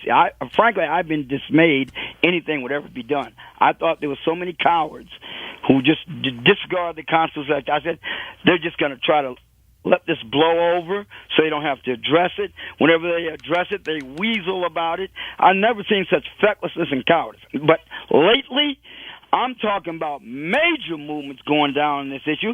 This thing's about ready to pop like a pustule being squeezed. But you've been saying that, Larry, for no, I haven't. Yes. No, I haven't. No, yes, sir. You have. What I've been saying is that there's been evidence that's being ignored. That's what I've been saying. I have been saying that what has been heretofore is worthy of probable cause, grand jury investigation. No, you've been saying that you're warning me. You're giving me a. You've been saying that you've been giving me a kind of preemptive, announcement. That was kind of whistling past grade. But I'm telling you right now. I'm telling you right now, though, Salim. I'm changing it. Okay. Right now, we have evidence beyond reasonable doubt. I have not told you what that evidence. You haven't heard from me. No. Everything I've told you up to now is not that. It's just probable cause, grand jury sufficient, warrant investigation adequate evidence. No, we've got evidence beyond reasonable doubt this guy's guilty of this stuff. Right. And what's happening now is movement from people who are committing, and I'm talking, there are names you would recognize, who are committing to do something about it. They have given their on videotape. They've said they're going to do something official about it. They're not poo-putts. They are major figures who you would readily recognize on the national scene. They've looked at this evidence now. They've concluded it's valid. And I'm telling you, man, it's there. All right. The Obama bots are getting nervous. I mean, they sent Sheriff Arpaio a bomb recently. Somebody did anyway. Try to blow him up. They are scared. All they need is a drone, man. An insect drone could take care of it instantly. Well, okay, they got to take out the whole cold case boss. They got to take out Lieutenant Mike Zulu. They got to take out a whole bunch of other folks now. They got to take out the whole Alabama Supreme Court. They got to take out all the people who've seen this evidence. And I'm telling you, it is evidence beyond a reasonable doubt that he's been engaged in identity fraud. Beyond a reasonable doubt. And I cannot reveal. I am pledged not to. But if I could, I would. And even you would probably say that's so. Uh-oh. Even you. But I'm telling you right now, we got him. He's going to get got. Well, if he's got. The only question is when and whether or not we're going to get a court ruling, and it looks like in Alabama that probably will be the case. If they get him, we have an exclusive from you, Larry, so we can. Hey, not only that, man. Look, get ready for the riots because there's going to be something coming down, man. People just ain't going to accept them. Well, look, we're getting ready. According to Fox, batten the hatches, put some water away, put away some food. Should the Panthers pick up the weapon? Should the Panthers pick up their gun again? Tell them what to do. They do what they want to do. I know what I'm going to do. Okay, and I know what a lot of other people are going to do, too. We're going to enforce the rule of law and the United States Constitution, whatever it takes. All right, my brother. Take care, Larry. Good luck to you, too, bro. All right. Damn, Larry talking like we might be seeing each other over the barricades pretty soon. Well, we'll see. Okay, Da, how are you? All right, great, Salim. Thanks for taking the call. You're quite welcome. Wanted to congratulate you on your monologue on Asante Shakur. Thank you, brother. Fully agree with what you said. She issued an open letter May 3rd that's on front lines of revolutionary struggle. Okay. They gave her side of the story. But I want to go back to what a caller was talking about a couple of calls ago. But first, I want to discourage the brothers and sisters from any type of armed struggle, because once they start rolling in drones and helicopter gunships on us, we ain't got a chance. So that ain't the way to go. You're right, brother. Absolutely. I hear you. That ain't the way to go. Mm-hmm. Don't be listening to that talk. because that's the fastest way to get us taken up out of here. And they're already moving on us. Yes, sir. But I want to go back to what a caller was talking about a couple calls ago about the role of the Attorney General, of the chief law enforcement officer of this country, and our president who put him in that position, and putting this sister as number one on the terrorist watch list. Yes, sir. That's troubling. There's been a lot of troubling things coming out of the Obama administration with these drones, and now Israel is bombing in Syria using Lebanese airspace unauthorized. Absolutely. Talking about they trying to get at Hezbollah and right. with the brother that runs Hezbollah, Nasrallah, whatever his name is. Nasrallah. But there are some troubling moves here. And you talked earlier about how the NRA is talking that talk, but see, they're not going to do to the NRA what they're going to do to us. That's right. These NRA, they have a demographic concordance with them. They're pretty much the same group, the same cohort. Yeah, well, see, my point is, we go walking across the bridge into Washington, D.C. with armed rifles over our backs. Police going to take us out. That's right. They going to say we pointing guns. They're going to be just like this guy does, the FOP spokesman, every time the police shoot somebody here in Chicago. We all going to be pointing guns at the police. That's right. He was running and turned and pointed a gun at a police, and that's when he was shot. If you notice something, the brothers never get a shot off. That's right. Okay, did you notice that? I've noticed. Yes, sir. I do that for a living, Salim. Investigate those matters. They never get a shot off, but they always point the pistol at the police. There you go. So we cannot buy into this armed struggle. The Palestinians, I think, made a somewhat of an error following this. Even though I support the Palestinian cause, you can't throw rocks at helicopter gunships. That's right. It's just not effective. That's the point where you want to use the David and Goliath metaphor is only effective in imagination. It has no value on the battlefield. Yeah, it might have had some in biblical times, maybe, but that rock against that Black Hawk won't work. And now they got them drones working. And I feel it's important that we look at the case of this sister and look at what has happened with the economy. The brother a couple calls ago was right. The economy has responded and recovered, except for the folks at the bottom. There is the black unemployment rate is greater than 13.5%. No doubt. Especially in Chicago, man. Especially in certain neighborhoods, brother. Oh man, it's 50% among black youth or more. So we've got to come up with some strategies. I think Ed Gardner has been a champion, but we can't be relying on 8-year-old brothers who are already retired and don't need the money. Man, I think that's the reason why he has emerged as a kind of pioneer is because he's the only kind of cat we can trust. A lot of folks don't trust brothers who are active and have other kinds of agenda going on. Well, yeah, can you trust folks who get sold out? Can you trust folks who gonna take some money? I mean, we got a city council sitting down there. Yes. I don't hear a lot out of them. Yeah, from some folks, but yeah, I mean, I hear you, man. I mean, a lot of people have vested interests that makes it very difficult for them to contest a lot of what's going on. Correct, and on the national level, the CBC only recently began chiming up. During the first term, they didn't say a word. Well, they tried though, man. But the black community wouldn't hear it, man. If they were to speak up against the president, they would be chastised severely in their communities from their constituents. Well, sometimes you have to take the chastisement. That's why this Sister Shakur is such a primary example of you got to struggle against those who oppress you, even if you're the only one struggling. And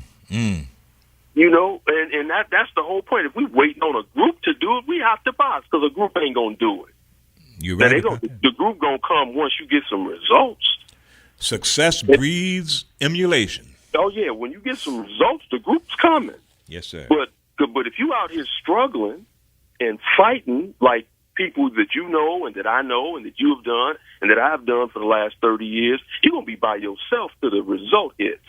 Then you're going to get all them smacks on the back. And I'll be watching them because there might be some blades in there. But that's all I want to say, Salim. Well, I appreciate it, man. I appreciate that, DA. On this security sure, sister, look at her open letter, because at least she gives her side of the story. Well, now, is it on the website that you can cite? Hold on, I can give it to you. It's the name of the publication. I got to put my glasses on, Salim. It's Frontlines of Revolutionary Struggle. And I am trying to see if I can give a... Frontlines of Revolutionary Struggle. Okay, well, that should be enough, man. This is the revolutionaryfrontlines.wordpress.com. Revolutionaryfrontline.wordpress.com. All right. Yes, Thank you, man. May 3rd, 2013 open letter from Asanta. Thank you, brother. All right, peace. Peace. All right.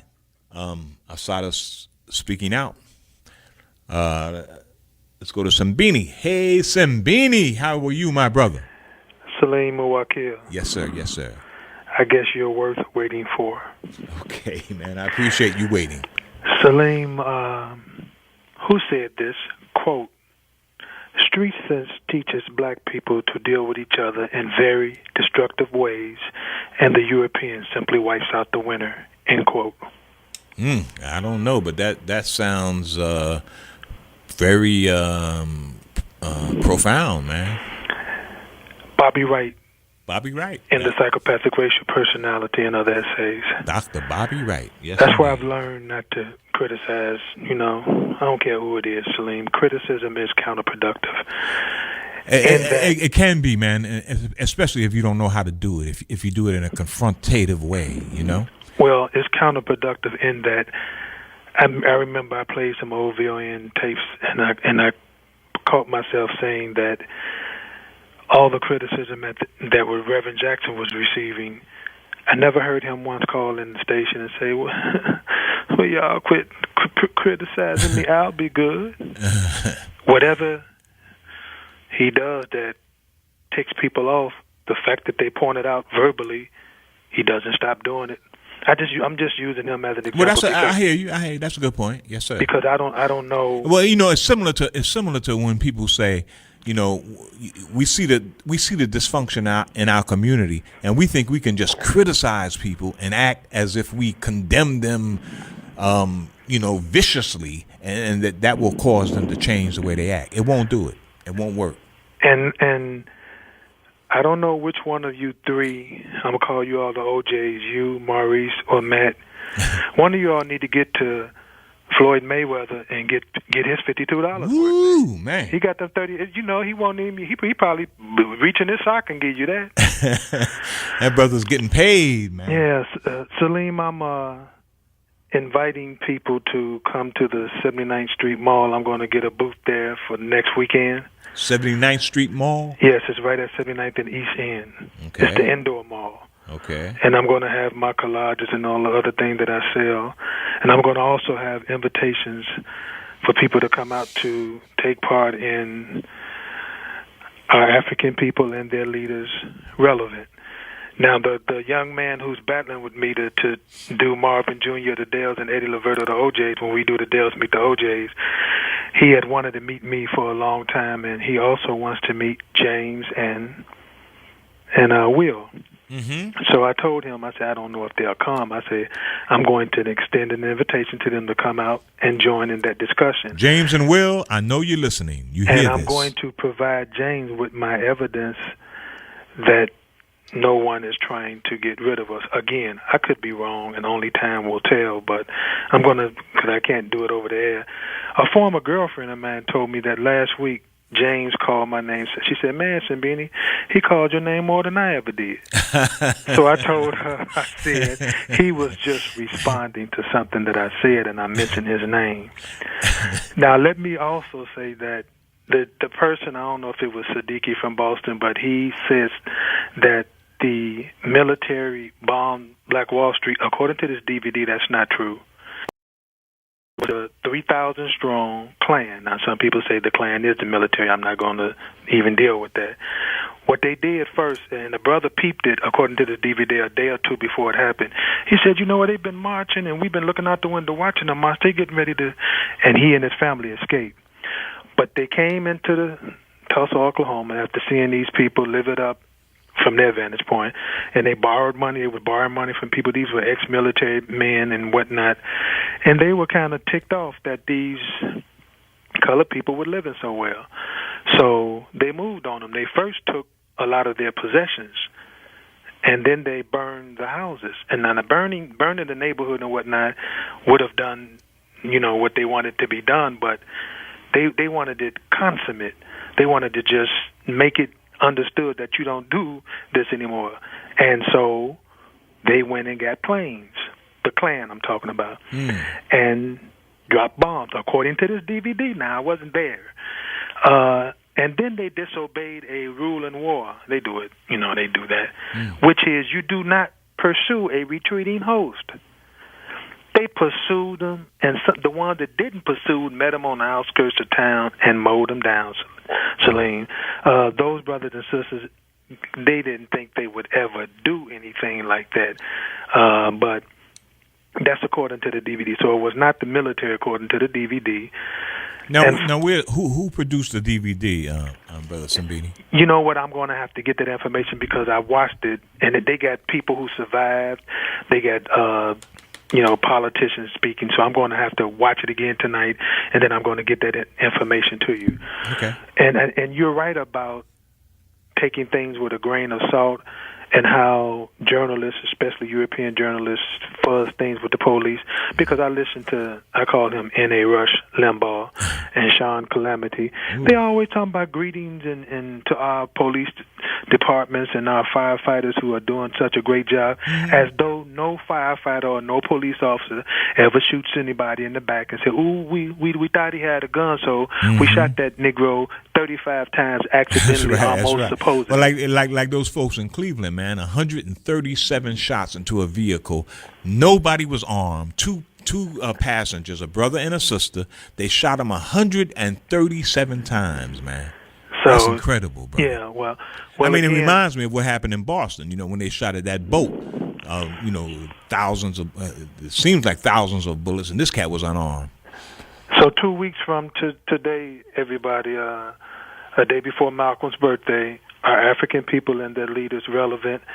And you can look in the Independent Bulletin and get the information.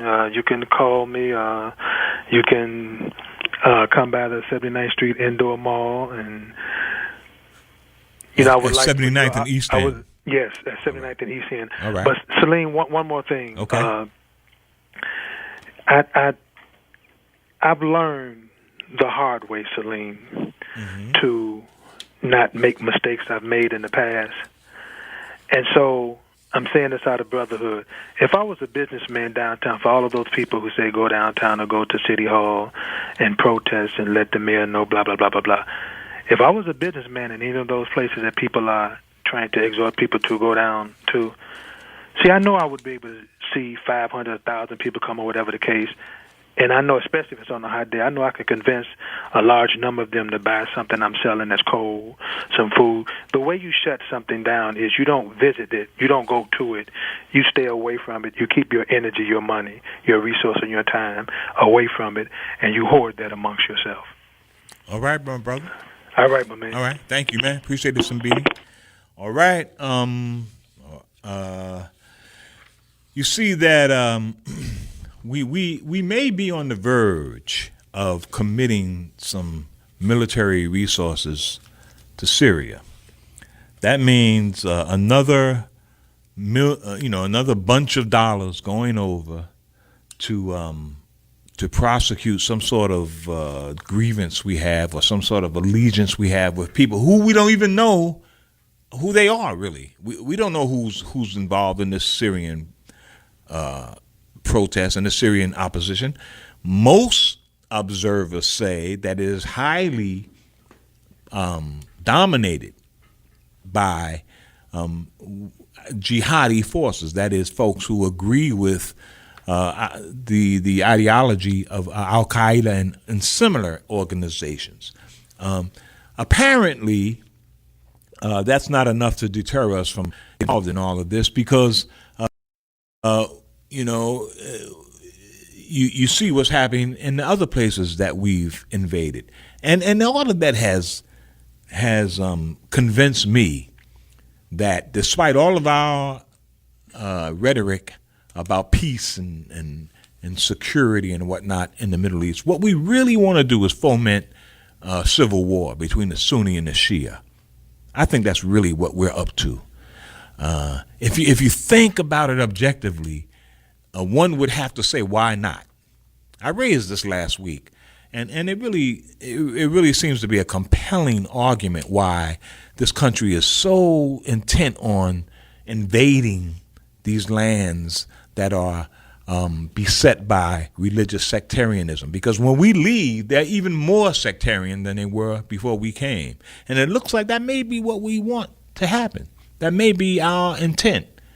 We need to think about that. We're going to talk about this and many other things on this last hour when we come back. And we're back. 9:08. Salim MuWakkil here on the Talk of Chicago, 1690 WVON. I was just reading about Mayweather. You know, Mayweather's getting paid tonight, but he's been getting paid for a while. In fact, Forbes listed him as the highest paid athlete in all of sports last year. He made about $85 million. That was last year.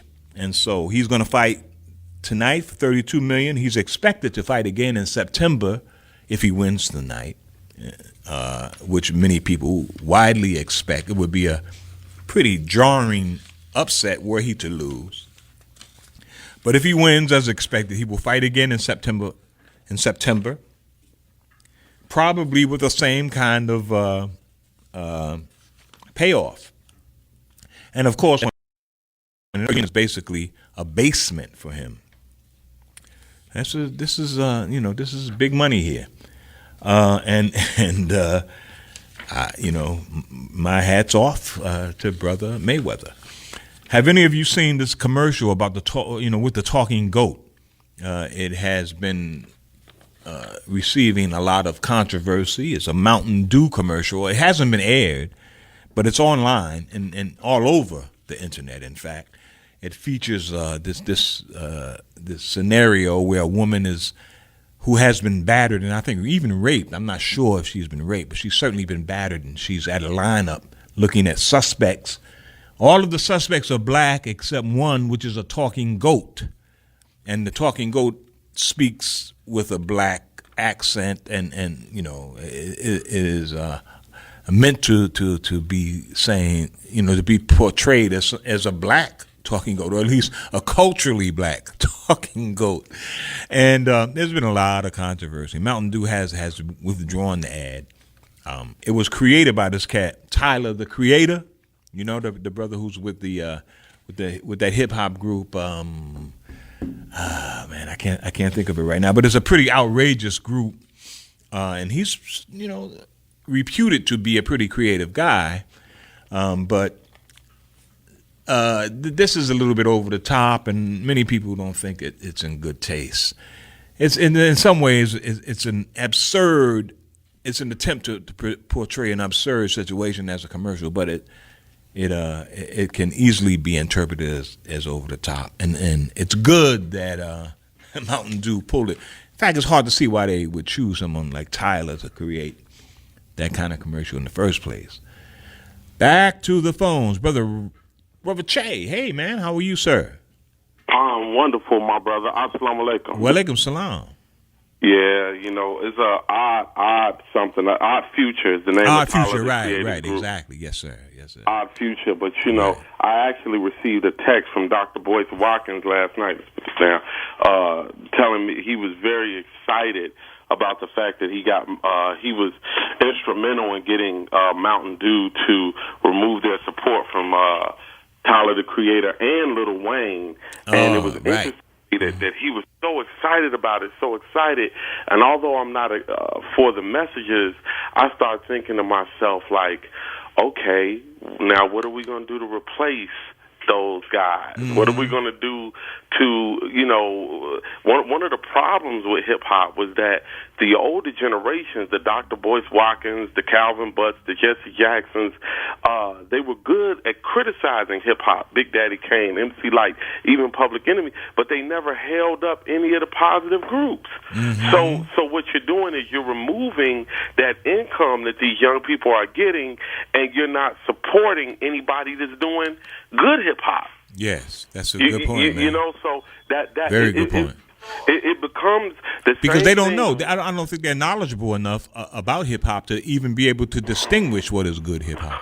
Well, how are you knowledgeable enough to critique? Yes, I agree, man. You know, so my thing becomes, it's the same thing as when W.E.B. Du Bois and the NAACP were criticizing Marcus Garvey and didn't even know that they were inspiring the creation of the FBI around Marcus Garvey. And the government said, well, hey, if they don't like Marcus Garvey, hell, we don't like him. And those people didn't even know that they created the onslaught against Marcus Garvey. You know? Yeah, so, but, you know, so I think that still exists today, that, yes, we can criticize Lil Wayne, and perhaps he needs some criticism, but if you don't pump up Immortal Technique, if you don't pump up Jaziri X, if you don't pump up Talib Kweli, in fact, I saw you in a video with Jaziri X, man. Jaziri and I are in contact, man.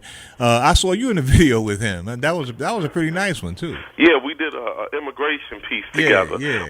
But you know, but what I really called in to talk about was that, you know, our young people don't know about COINTELPRO. They don't know about MK Ultra. They don't know about these things that, in fact, still exist today. Let me give you a perfect example. How is it that the killers of Adia Pendleton were captured on the same day that the president was in town, or that the first lady was in town attending her funeral? They already knew who these guys were. These guys, there's already a gang task force. Now, does it make it more interesting that 75% of the murders in Chicago go unsolved because they say they don't have the manpower to really solve the cases? However, as soon as the president said, hey, get those guys that killed her, boom, we already know who they were. There's already, and when I speak to young people, Salim, they don't even know that they're important enough to be watched. So you know, the history of COINTELPRO and MK Ultra is lost on our young people so much that they don't even value the fact that they are more dangerous. And here we go. Now, I heard your brother say that nothing and put the guns down, but weapons are the only thing that makes you dangerous in the eyes of this government. So you keep marching if you want to, keep going through the political process if you want to. But let me tell you about me believing that Tupac was more dangerous than the Minister Farrakhan. Because Tupac was shooting officers. Tupac was getting young people to raise up at concerts. He would say, the first police officer you see, I want you to whoop his ASS. So then they cut his mic off. Then the crowd would go crazy. I've seen it happen. He was able to raise up young people to be willing to have the threat of violence. So Tupac had to go. You know, so my thing is, if we took that attitude, well, you know, what do you say about King? Now, King was certainly an avatar of nonviolence.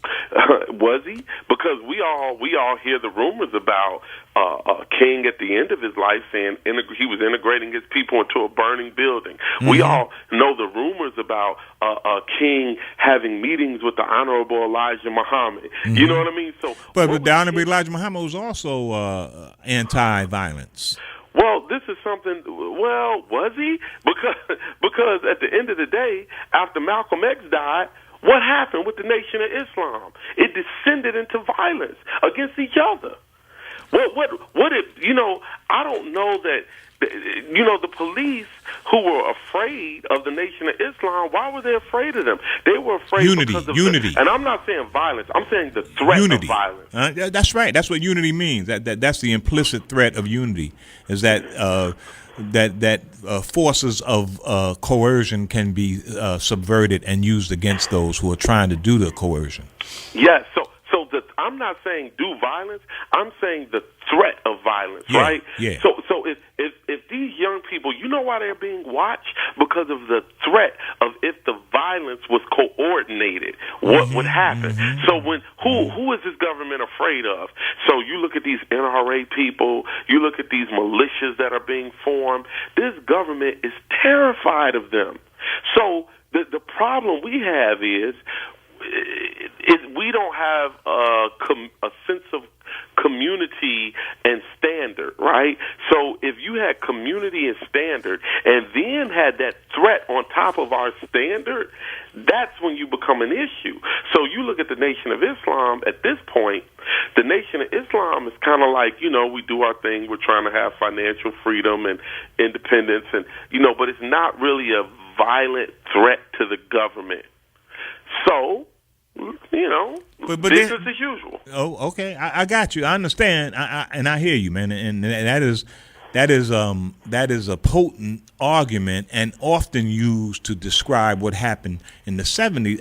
In the 70s, after the explosion of violence in the 60s, a lot of people don't realize that 300 cities went up in flames. 300, yes.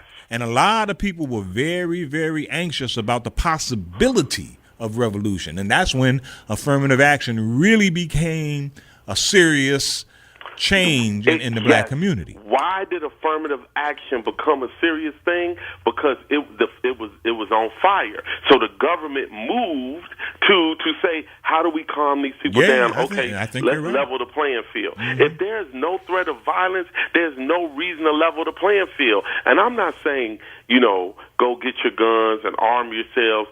I'm saying that when my son feels as though he's going to get a spanking, that is more effective than me actually spanking him. Mm-hmm. Do you spank him?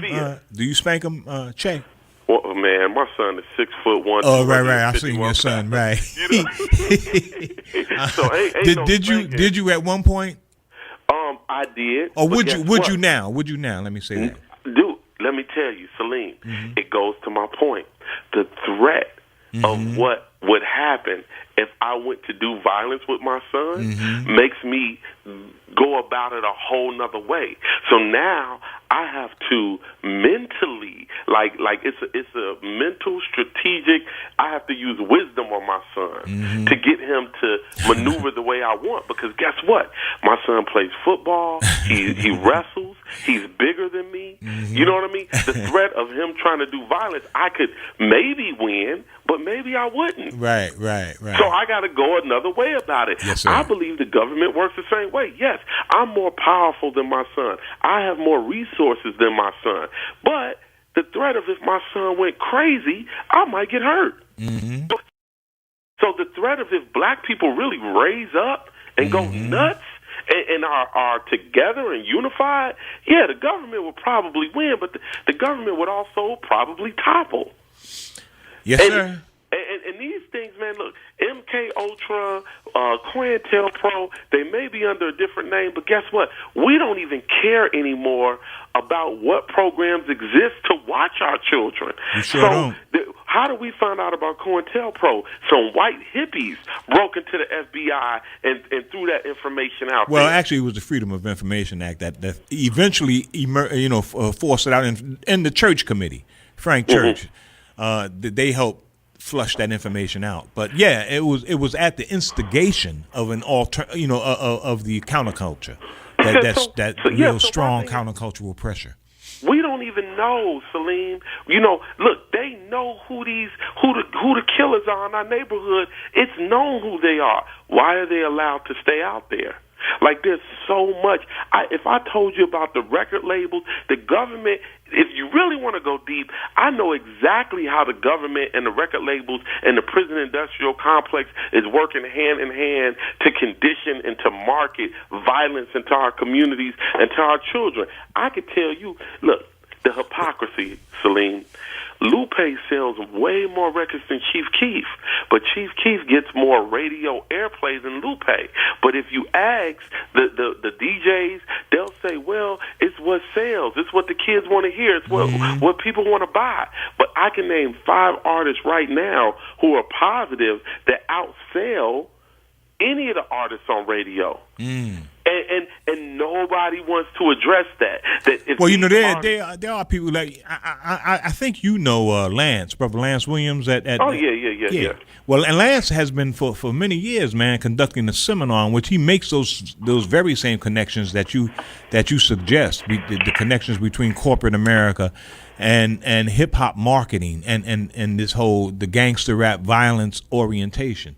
So he's been doing that for a while, showing that corporate linkage, and it is a very compelling argument, no doubt about it.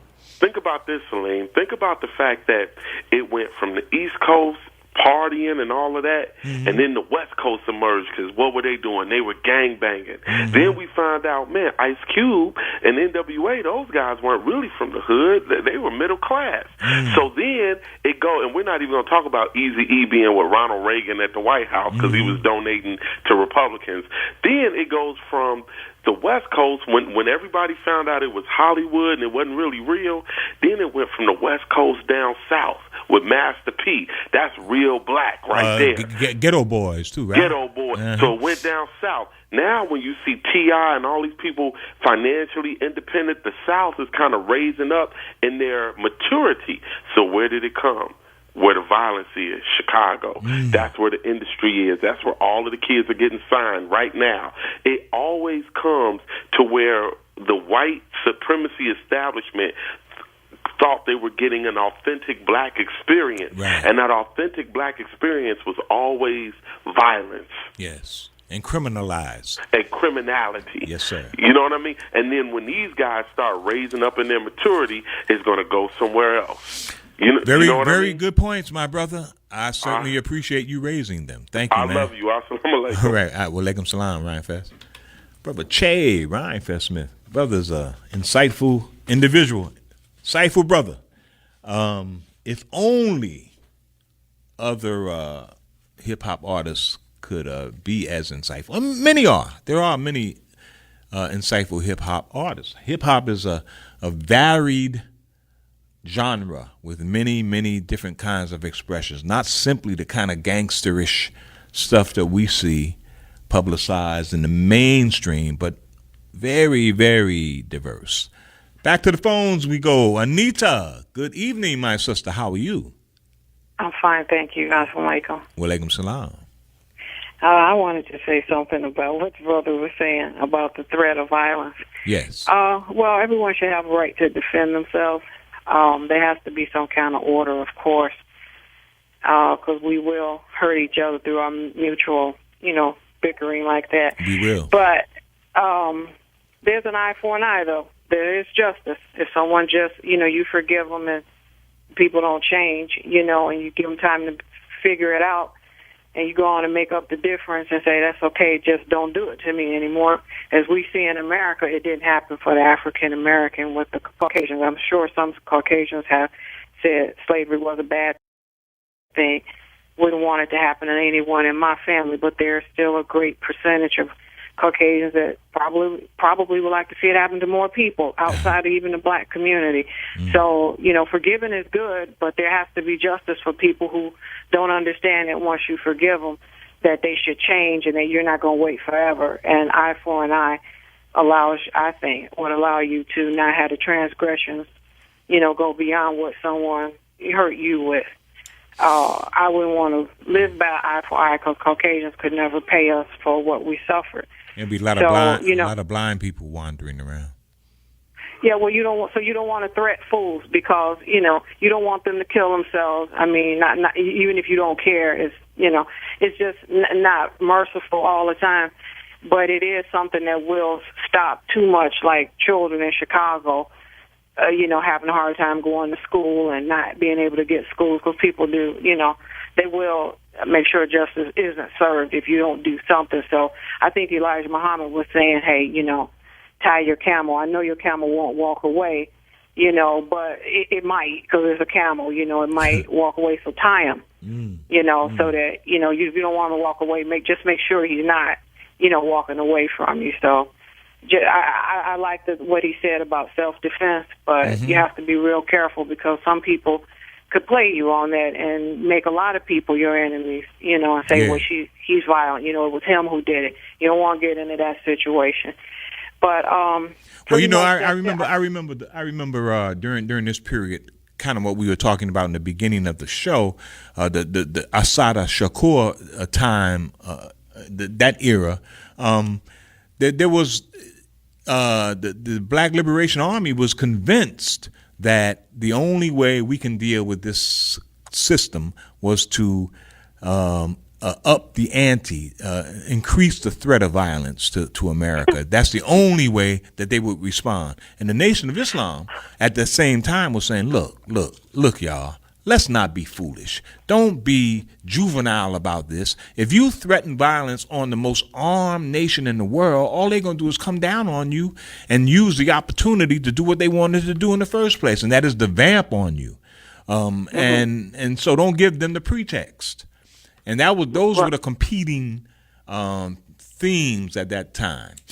And that wasn't to surrender his rights as a human being. No, it wasn't to surrender. It was just to be more strategic in the way we deal with it. Right, when it cause less damage when you know you're dealing with fools. Absolutely. And Elijah Muhammad was very brisk in the intelligence part. I mean, he just was a sharp guy. I want to say something about Sunni and Shia. Shia, is that the group of Muslims that follow after the traditions of the family of Prophet Muhammad? Yeah, primarily that's how it's seen. That's how it's caricatured. They're the ones who believe in genetic succession, and the Sunni are the ones who believe that knowledge is the one who determines who's supreme. I think world religion needs to look at the Jewish and the Arab population. I'm sure they feel responsibility for carrying out the so-called lineage of Abraham in the prophetic way, but they're not all guided correctly, and neither was everyone in their family, and God didn't throw out the rest of humanity just for this one race to survive. So I think the world should look at Jewish people following a religion based on what they think their family should do, and the Arabs not thinking that they should follow Abraham's religion based on what their family would do, but what it was best. He was speaking for all humanity. He wasn't just speaking for their family. Why God chose that particular set of people, I don't know, but they definitely don't speak for my experience, and that's not what I get out of the teachings of religion. Religion is based on individual things that happen in their life and their experience with God and correcting it in the right way, more so than one family saying, well, all families should listen to us, and then we're the big brother, or we're the special brother, and everyone should listen to us since we were the ones that got it through the bloodline. I don't think that's what religion was saying. I think it was saying this is something God wants all of us to do. Now let's find a better way to do that. So I think the world should really look at Arabs and Jews being in their relation to Abraham and not let them use their blood lineage as a way to, tell the rest of us what to do. All right, my sister. Thank you, Anita. Appreciate it. Assalamu alaikum. Walaikum assalam. Sister Anita.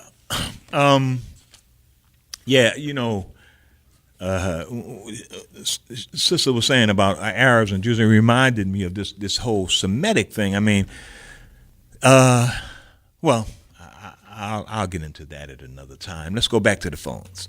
Mr. White, D. White, how you doing? Dwight. Okay, hey man, how you doing, brother? I haven't heard from you in a while. I'm listening. I'm listening probably every show, but I'm otherwise busy, so I haven't been calling. All right, bro. But let me say, I'm trying to stave off demoralization. What are you demoralized about these days? I'll get to it in just a second, but as an aside, let me say, I never watched Roy Jones box, and I never watched Floyd Mayweather box. I have an aversion to black men role modeling black-on-black violence for black people to emulate. Or, when I ask people, well, who's Mayweather fighting? Is he fighting another black? No, he's fighting a Mexican or something like that. Just creating animosity between races of people rather than individuals. So that's just an aside. But a couple of things, since I've been listing quite a few things actually, but I'm sure I won't get to them all. But Brother Shay, he was saying something about he don't know how they caught the people who killed the sister in Chicago, and Hadia Pendleton. Yeah. And it's just obvious, and this is what I'm kind of demoralized about. It's a book, Amusing Ourselves to Death by Neil Postman. Right. Yeah, and in that book, he compares George Orwell, his book 1984, where he poses Big Brother as omnipotent and ubiquitous in his vision of everything in our lives. He's going to be watching us through the TV, and he's going to be doing all this stuff. And he said, no, that's not how it's going to be. It's going to be the way Aldous Huxley said it was going to be in Brave New World. Right. Where you used to be my favorite author, man. Right. The people are going to volunteer to give up all of their information. So, the answer to one of Shay's questions, I forgot the question, but the answer, the entity that's showing them how they caught all those people is called. Oh, I know what it was. He was saying, what's the MK Ultra and what's the COINTELPRO iteration of today? It's called Facebook. They putting everything in the world on Facebook or Twitter or everything about yourself that you can volunteer to put down. People are putting down, and the things that you are not volunteering to put down, they turning on you, your iPhone, your microphone, and your camera. The camera on your computer. The cameras everywhere when you walk outside. They recording this conversation and every conversation, text, everything digital that you transmit. They're recording it all, and they can do a search for every time somebody say Salim, or every time somebody say Postman, or whatever keyword they want. They can search for that. Look, they got facial recognition on your daggone your iPads and your photographs, so that they can find every picture of Salim. So there's all Salim's pictures on Facebook, but there's all Salim's pictures walking in front of the bank. So when we get to talking about who was it? Maurice said something. We're more free than our ancestors were, whatever he said, during Jim Crow or whatever. Yes. I think, we need to examine that, because they caught those guys up there in Boston, and probably the same guys that killed Sister Hadia, and anytime they really want to catch somebody, they can do it just a couple of, internet searches, and bim bam, they got your facial recognition from the bank camera. They got you. So, freedom, man. So you're demoralized because we are increasingly under the yoke of a big brother mentality. Not just under the goat. We in partnership with Big Brother. We volunteering to be spied on. We volunteering the information, and we just beyond the tipping point. And our civil liberties are just they're just mush. So I'm just mad at everybody for going along with it. People didn't want to listen to Brother Coakley, and the stuff that he was saying was going on. It's done came true, but they done surpassed the stuff that he was just saying 5 years ago, man. Oh boy, this is terrible. So anybody want to mount a revolution? Man, think about how we gonna do this. You can't even call somebody or text somebody. I guess we gonna have to beat drums. So anyway, that's why I'm saving. I understand your demoralization, brother. You've demoralized me now. I'm staving off demoralization. Last point for Brother Sambini. Yes, sir. Seemed like that video that he watched and the evidence he cited on North Tulsa, ain't that evidence that somebody trying to get rid of us? Thanks, sir. Thank you, my brother. All right. All right. Well, all right. Are you demoralized? That was, everywhere you look. And you cannot dispute what Brother Dwight is saying. We are in a national security state. Everything is oriented toward national security. Billions of dollars have been filtered into this national security state. We have all kinds of new agencies, hundreds, if not thousands of new agents who are all dedicated to plumbing the depth of intelligence in this country. That is facial recognition devices, drones that are the size of insects. If there's any attempt to subvert this government, it will face serious, opposition. And now, what that does is forces you to think about what these white militia groups are doing, what they're talking about, why they are so Second Amendment oriented, why they are so adamant in ensuring that their folks are armed to the teeth. If bazookas are allowed, in fact, I think they may even be selling bazookas at some of these gun shows, because they are at this point of paranoia, and according to their reasoning, all of the power of the federal government is in the hands of a black man, President Obama, and that increases their paranoia. That's one of the primary reasons why there is the paranoia, quite frankly. I think it is a racial animus underlying all of this increased militia activity and all of this geometric jump in the number of racist and neo-Nazi like groups that have sprung up in this country. Patriot groups, those kinds of groups that have sprung up since the election of President Obama. Sharif, good evening. You're on the Talk of Chicago. How you doing? Sharif, are you there?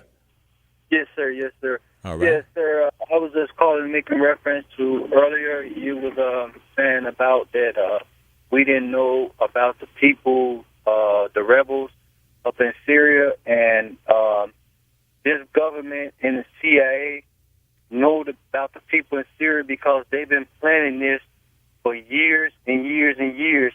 These think tanks that are in Washington, D.C., been planning this, and they give these policies to Congress. They give these policies to the president, and they follow through with them. So this been planned throughout the years. And reference to a sister, I believe her name is Shakita. I believe I heard someone say only thing they have to use is a drone, and they can get her. And I have to disagree because there's a God that's on the scene. Oh, you mean you're talking about Sister Shakur? Yes, sir. Yes, okay. sir. Uh-huh. And there's a God that's on the scene that protected her then, and I believe that He's will protect her now. And there's a power besides the power of this government, and that power is God. And that's going to be the power that's going to take this world out.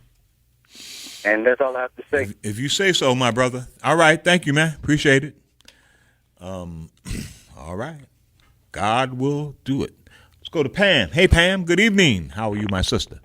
Oh, I'm doing fine. Oh, this is a brother here. Yes, sir. Just real quick, brother. Okay. Some things I heard. You said all the power of the federal government. Is this James?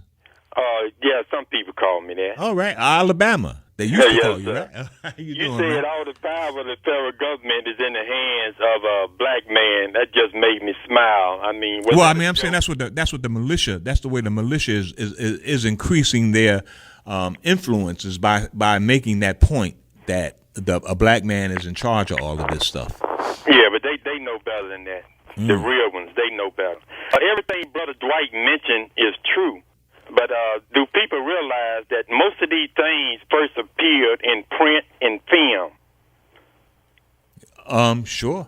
So why do you think they do that? Why do you think the stuff they come with, they put it in film or some movie or some series? Well, because there's all kind of different movies, and they figure, well, people they won't focus on this movie as opposed to another movie, which makes a different point. Yeah, but why do they tell us that it's coming? Because there are always a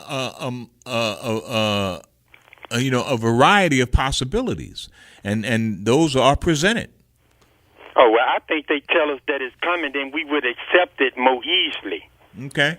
Now, that's one of the things that Minister Farrakhan was talking about. Django, he was saying that one of the things that Django was doing is trying to influence white people to become more paranoid about black people's anger, the righteous rage that black people feel about their treatment in this country, and that it's inclining white people to be more militia oriented. Yeah, and it did even more than that. And ain't it kind of strange that what this movie, the black man, the baseball player, Jackie Robinson. Yes, 42. And it's just something that Jackie Robinson would come right behind Django.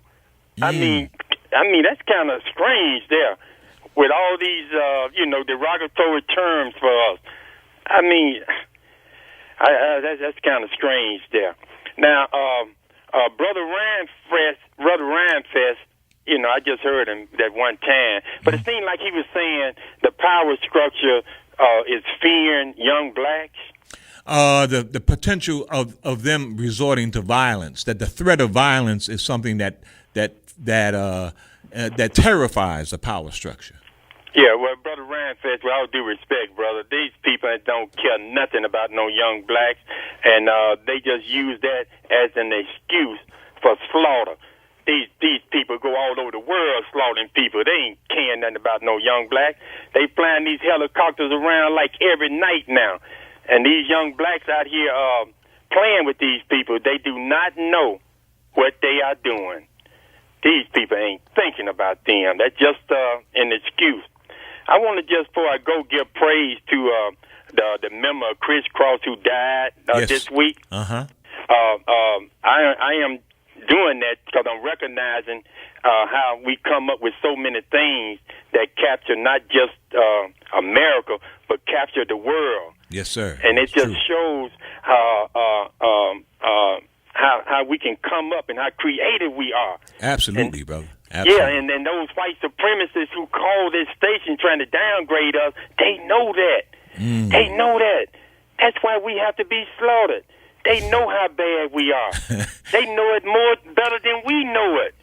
You may be right about that, man. I think so. I mean, these young cats, the Chris Cross, they were absolutely a creative duo, no doubt about it, man. Hey, man, they was jumping all over the world. That's right. They're like, jump. Yeah.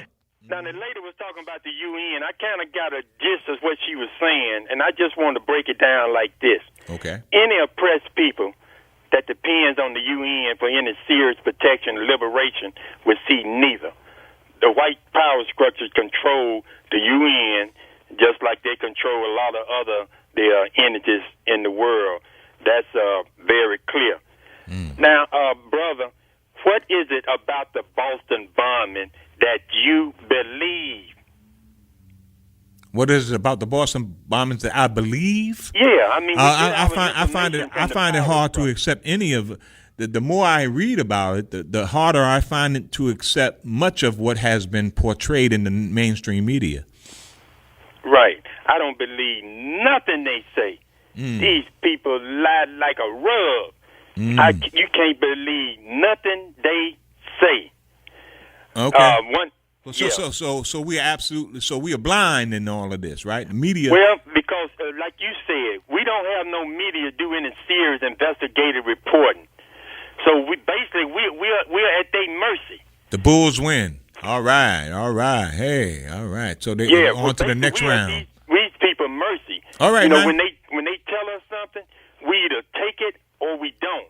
And with their history of lying, thieving, and murder, you know How can you believe anything they say? Well, we gotta have some.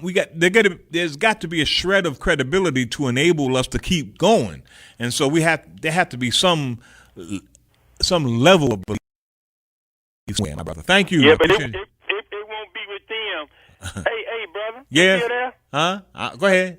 Okay, Quickly. one last thing, brother. Quickly, James. Brother, okay. Listen, brother. Your black president, man, he is just he's making all us right who was scared to death that the man put him over the plantation. now he don't put this woman on a terrorist list, Ain't that and something? the buck stops at him. I mean, what's the excuse for him now? And by him putting her on the terrorist list, that means they can go down there and put a hit on her. They can bomb Cuba. And in fact, they even reasserted Cuba's designation as a terrorist nation, as an aid to terrorists, which they could have, which is absolutely absurd because Cuba has done nothing of that. If anything, it have been terrorists trying to subvert Cuba in this country that we protected. Right. Brother, what's wrong with your black president, brother? You got me, brother. You got me, James. All right, easy. Okay, brother, straight ahead. Let's go to a blind name. Hey, how you doing? Who's this? Hi, this is Pam Salim. Oh, this is Pam. All right. How are you, are sister? you? Greetings I'm to good. you. I'm well. So I know time is short. Salim, I wanted to make a statement regarding the rappers, and we say positive rap for whatever that means to people. My question is this. I attended one of Brother Lance Williams' presentations, which was absolutely wonderful. Absolutely wonderful. Absolutely, and just straight to the point and really just succinct in his message. So let me add this. What are the positive rappers going to do? Because I've been hearing for too long, Salim, that they won't let our music be played. We can't get it played. We can't get it aired. We can't do this. So I'm asking those positive rappers with a message, what are they going to do? Well, they're trying, Now, is that a fair question? Because I don't know. That's a fair question. And I think that they're trying. See, they're hampered, of course, because they don't have the networks of distribution that the corporate record labels have. And so it's difficult for them to get their message out in those traditional ways. Now, YouTube and those kinds of venues add another aspect of their struggle. I mean, it increases their arsenal. It enables them to do more than they used to be able to do. But still, they're still handicapped. And corporate America, as Rheinfest pointed out, they go where the edge is, where they think the edge is, and the next level that they're looking for the next thing, the next new thing, and that's often a sensationalized product. And that's why. I'm sorry, Salim. Go ahead, Pam. I was going to say, and I can agree with what you're saying, but I haven't seen a concerted effort for them to come out just as a group and have a press conference, make a statement. I mean, I haven't seen that effort. Well, because them. see, they don't want to cast them. They don't want to cast themselves as antagonists to these other brothers. And you heard Rheinfest kind of hint to that when he said, if you're going to condemn these guys, at least provide them with some kind of alternative.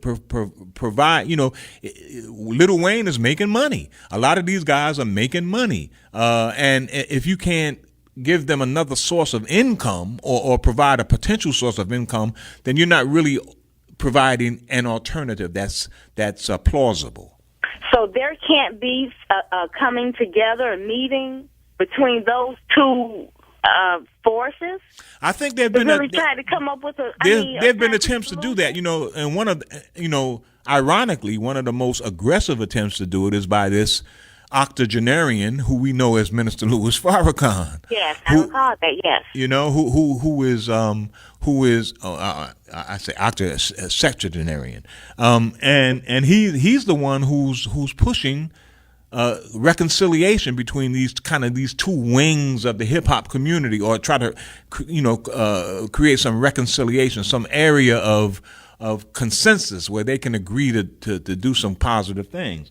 And he's been pretty successful in doing it, but it's difficult to get it done in any other kind of way because of the lack of trust. Well, I guess whatever the positive rappers, what do they need the community to do? Because I'm convinced, Salim, that to support them, to put money into their products. Well, now we are doing that, but it seems to be that there must be a piece missing because I believe Che just said Lupe Fiasco. People are purchasing his music, but the want to give the illusion that we're not. Correct. Correct. So I'm saying, so if we are indeed, if Lupe, but Lupe is, he's a successful entertainer. He has a very avid following worldwide, and you can't force people to like a certain kind of product. They have to be inclined to like that. And that's another issue altogether. Well, I'm inclined to think that our young people would prefer positive rap, so to speak. I think you're right. There have been surveys. The Youth Project in University of Chicago, Sister Kathy Cohen has done some serious polls that revealed that black people would prefer to hear positive stuff. You're right. They don't like these negative images. So I don't know what, forces or factions have corporate forces, Pam. Marketing is the most persuasive propaganda technology known to man. And I agree with that, Salim. And all I'm saying is we have some brilliant marketers in our own community. Indeed. Thank you, my sister. Perhaps we just need to galvanize those forces. Yes, ma'am. Very good idea. Thank you. Okay, Will. Hey, man. Good evening, Salim. Good evening. Good evening to the WVON family. Salim, just on a lighter note. Yes, sir. I'm sure you know that April was Jazz Appreciation Month. I know it very much. Yes, and on the 29th and the 30th, the second annual International Jazz Day Festival was held in, of all places, Istanbul, Turkey. Yes. And the reason I'm saying this though, but I believe that the reason that it was held in Turkey is because back in 1947, I believe it was 47. I might be a little wrong about the date. A Turkish ambassador started the Atlantic label that had the Erdogan. And not only did he start the Atlantic label, but he brought a lot of black entertainers into the limelight. And gospel entertainers back in. Mm-hmm. And I think Herbert Hancock sat on the committee that started the Jazz Appreciation Month and Festival. Mm-hmm. Yes. And I think as appreciation to this Turkish ambassador that started it, that started the label, that hired so many black musicians. Many.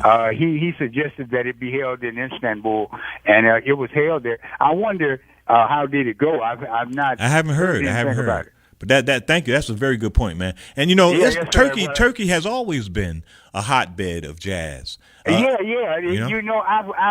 remember reading before about the Turks, especially the black jazz musicians. Man, they loved the music so much until they were very, very much involved. That's right. It was hard to get a lot of jazz musicians once they went to Istanbul, get them to leave, man. They were, it was almost like they were worshipped.